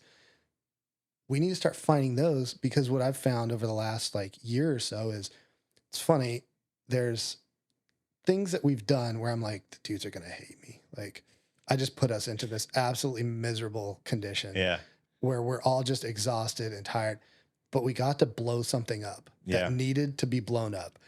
And it turns out they're like, I felt like an EOD tech. Yeah. Like, okay, we got that job satisfaction. Morale did actually improve a little bit, you know, and it wasn't war. Like, but if we find these things in the meantime, we can go to places, have a good time, do work that needs to be done, have morale increase, and be increasing our readiness for war. So you're saying a lot of things that I think in my head. Yeah. It's just finding the people in the right positions that will agree and also do something to push forward on that. So, Like you said, like, hey, there's no combat to be had. None of us can change that. Yeah. So quality of life has to increase somehow. I haven't seen it yet, you know, but like, I'm hopeful, you know. I try to bag all over like I've gotten so much out of EOD and like I love all the dudes. It's hard to leave, you know. But I just want the best for it, you know, like the best life for these guys. Yep. And if that means having to reduce the number of platoons so that like manning is healthy and there's the amount of support that you need and not constantly like shifting bodies all over the place. Like, I mean, I've seen guys like a year and a half from retirement, you know, at shore duty, like, hey, you got to go be a platoon chief, right? You know, like you got to deploy. Now that leaves you with how many months before like you're out, you know? Yeah. And I've seen younger guys, like they won't extend them for, even though they're going to get out, like they're getting back. And it's like 2 months later, like he's got to go, you know? It's like, dude, we got to take care of these guys. Like, because that also like other guys see that. Yep. And they're like, oh, I'm not going to get taken care of or whatever. Like might as well go. Yeah. because that getting out process is like for a 20-year guy or more, like it's just a longer process because there's more to do.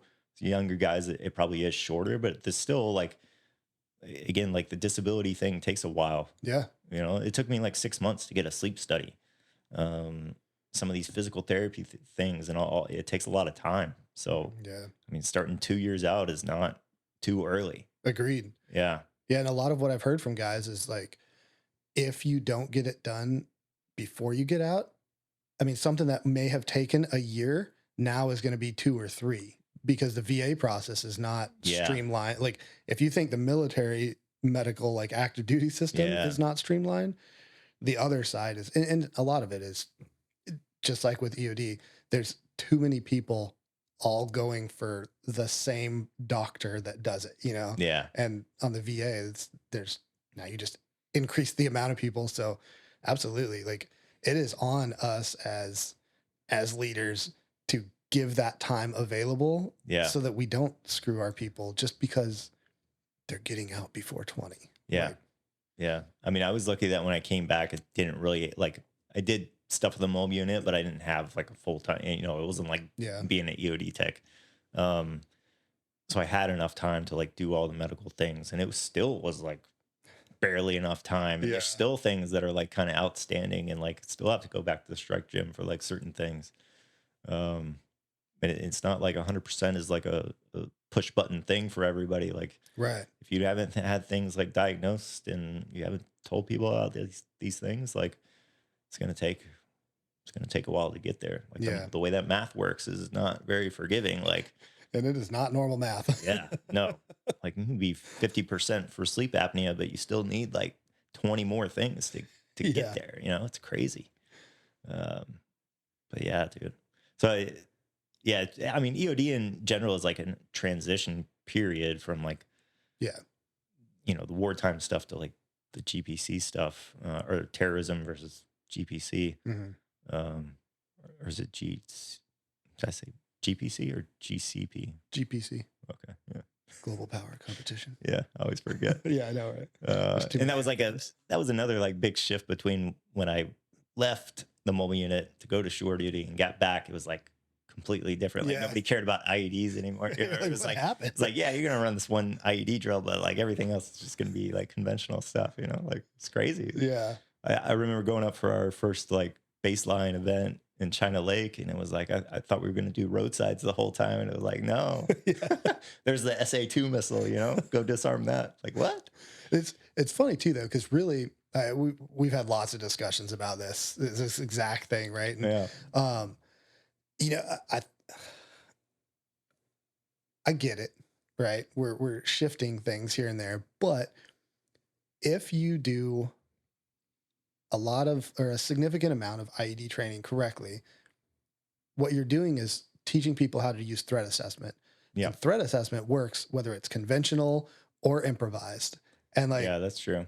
You know, so like we call it IED versus conventional, and yes, you need to do both, but really what we want to do is like give people that threat assessment training. And honestly, it's easier to do threat assessment training with IEDs vice conventional. Like it's easier for people to wrap their minds around because it has like a purpose behind it. Like, yeah. Somebody put it there for a reason, you know?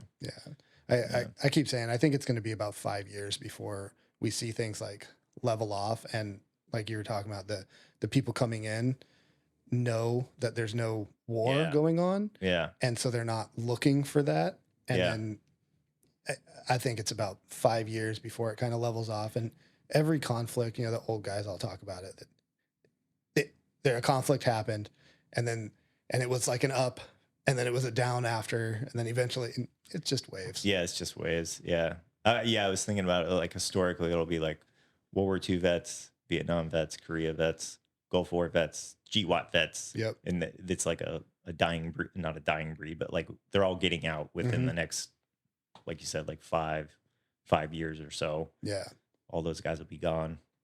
Yeah. New people will come in and, you know, they've got their own experiences and, you know, who knows what the future holds.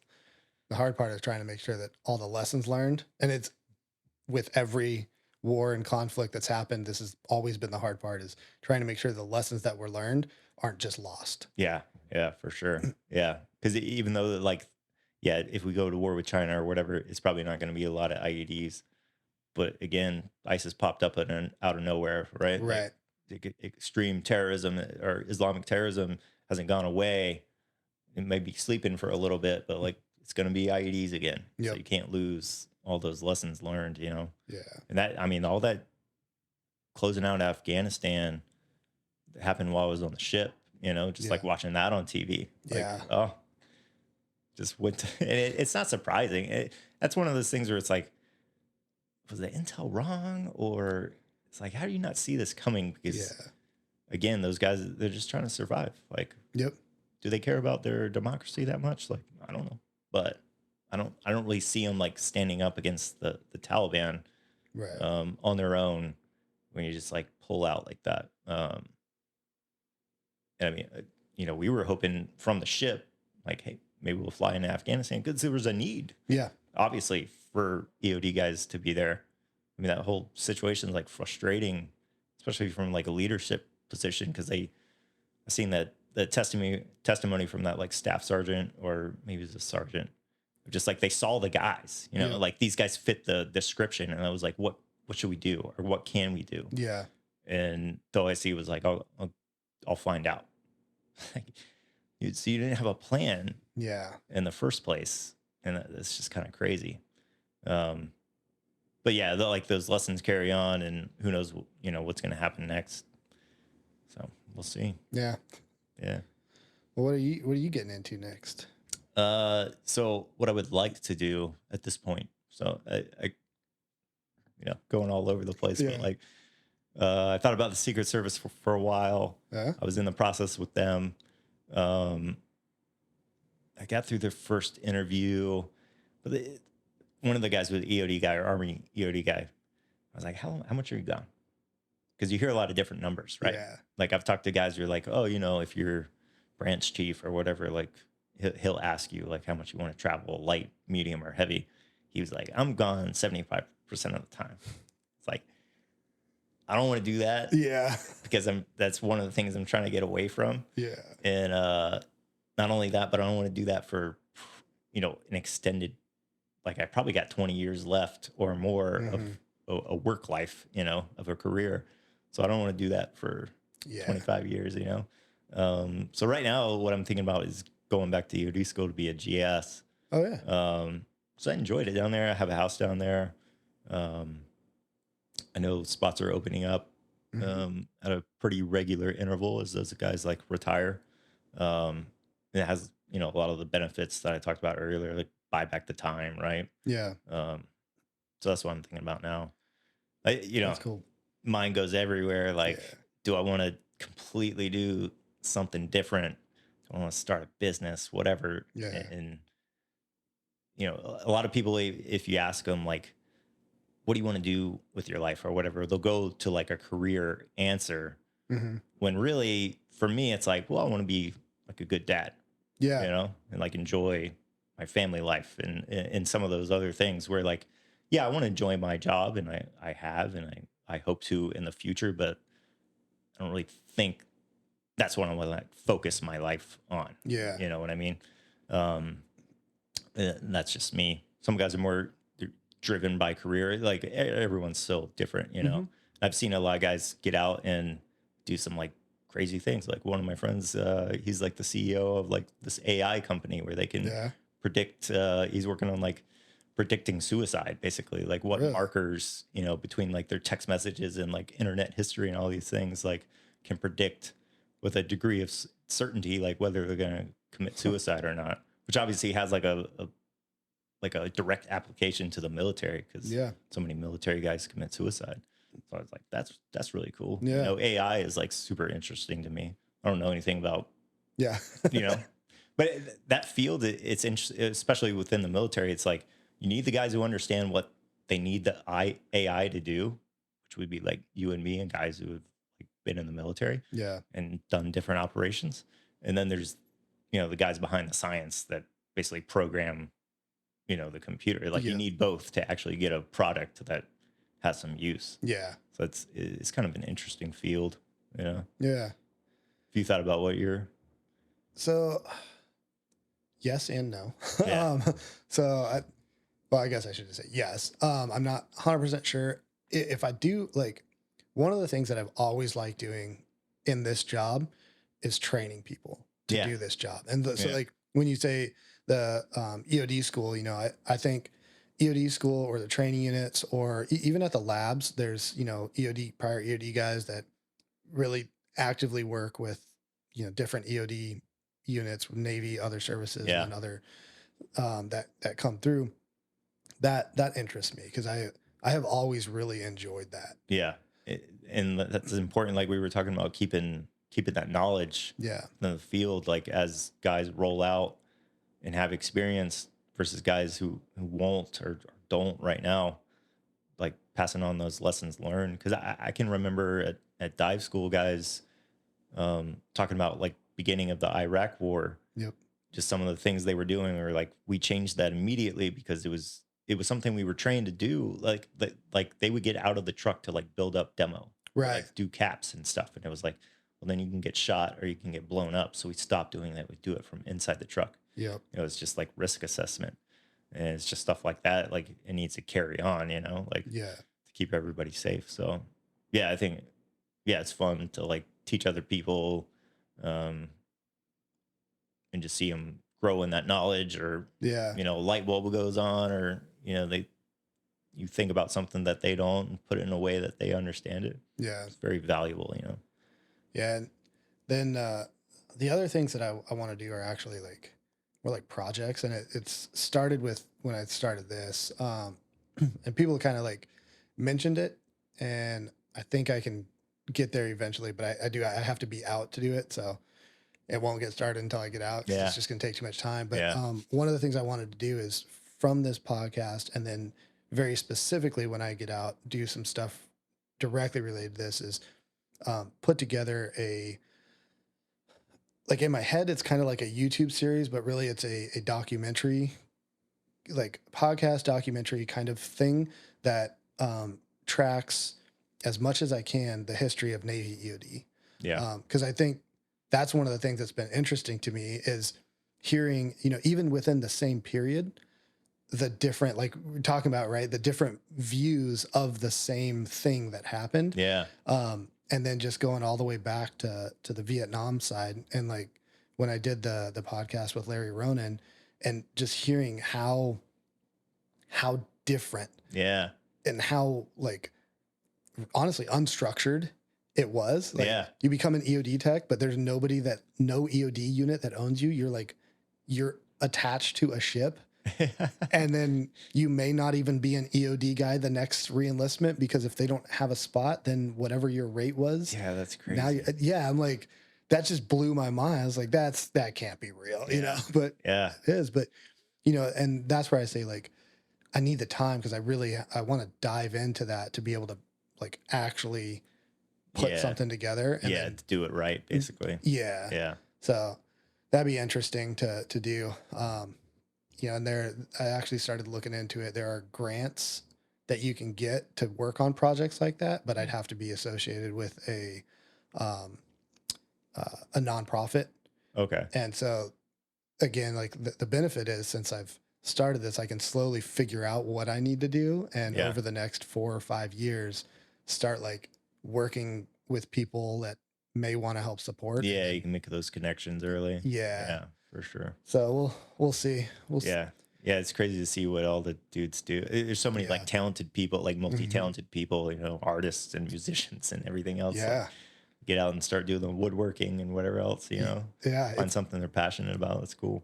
It's awesome. And that is a thing. Like, I really like what you said, because that's where I'm going towards now too. Like, really been heavily going towards that in the last year or so. Is the thing that I'm looking at is, you know, I've been like arguably like a mediocre dad, and that's something that I'm not accepting of, you know, and like I've had to have talks at work about how well I'm not happy with where I have to be at work. Yeah. I have to be there now because I'm not willing to continue being the mediocre dad, right? I Yeah. have to like figure out in myself how to like go to that next level. And that is becoming something that's a lot more important to me. Yeah. And Yeah. so looking at the job that supports being able to be there and do that, Yeah. that I think is, Yeah. That balance is definitely, you got to have it, and like there are certain times, especially with an EOD, where like you got to be invested totally in work, yep, to get the job done and get it done safely, Like, yep, you have to be there. And, and like, to me, it's not just a job, this job, like it's a special job, right? Yeah. Special dudes, special community.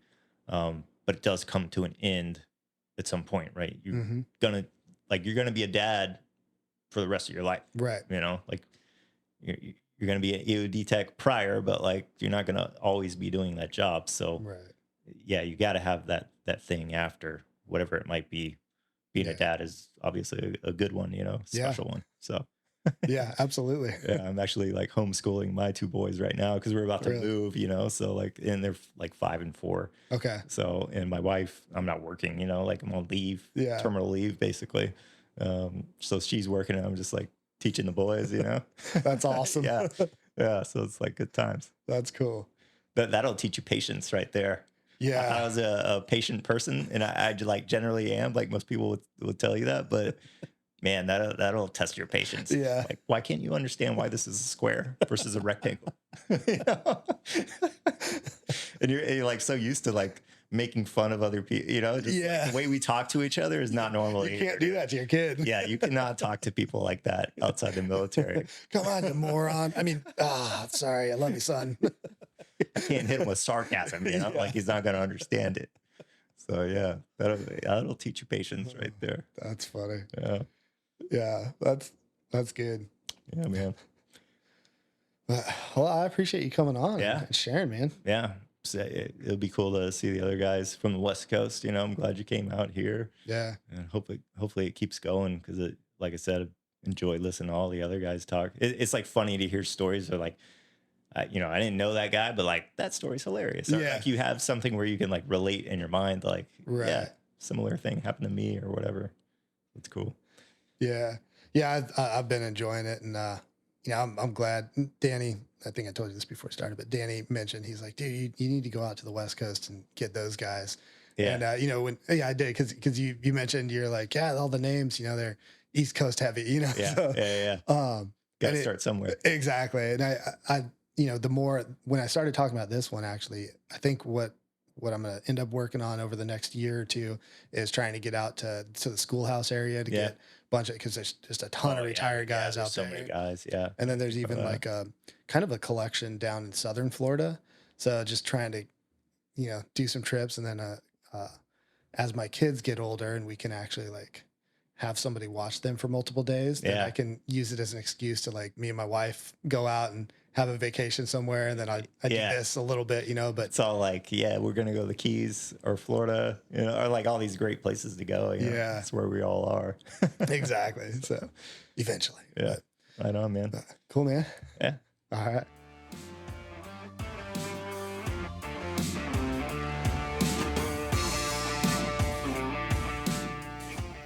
Thank you for listening to the EchoOscarDelta podcast, where we talk to Navy EOD techs and hear the stories that they want to share.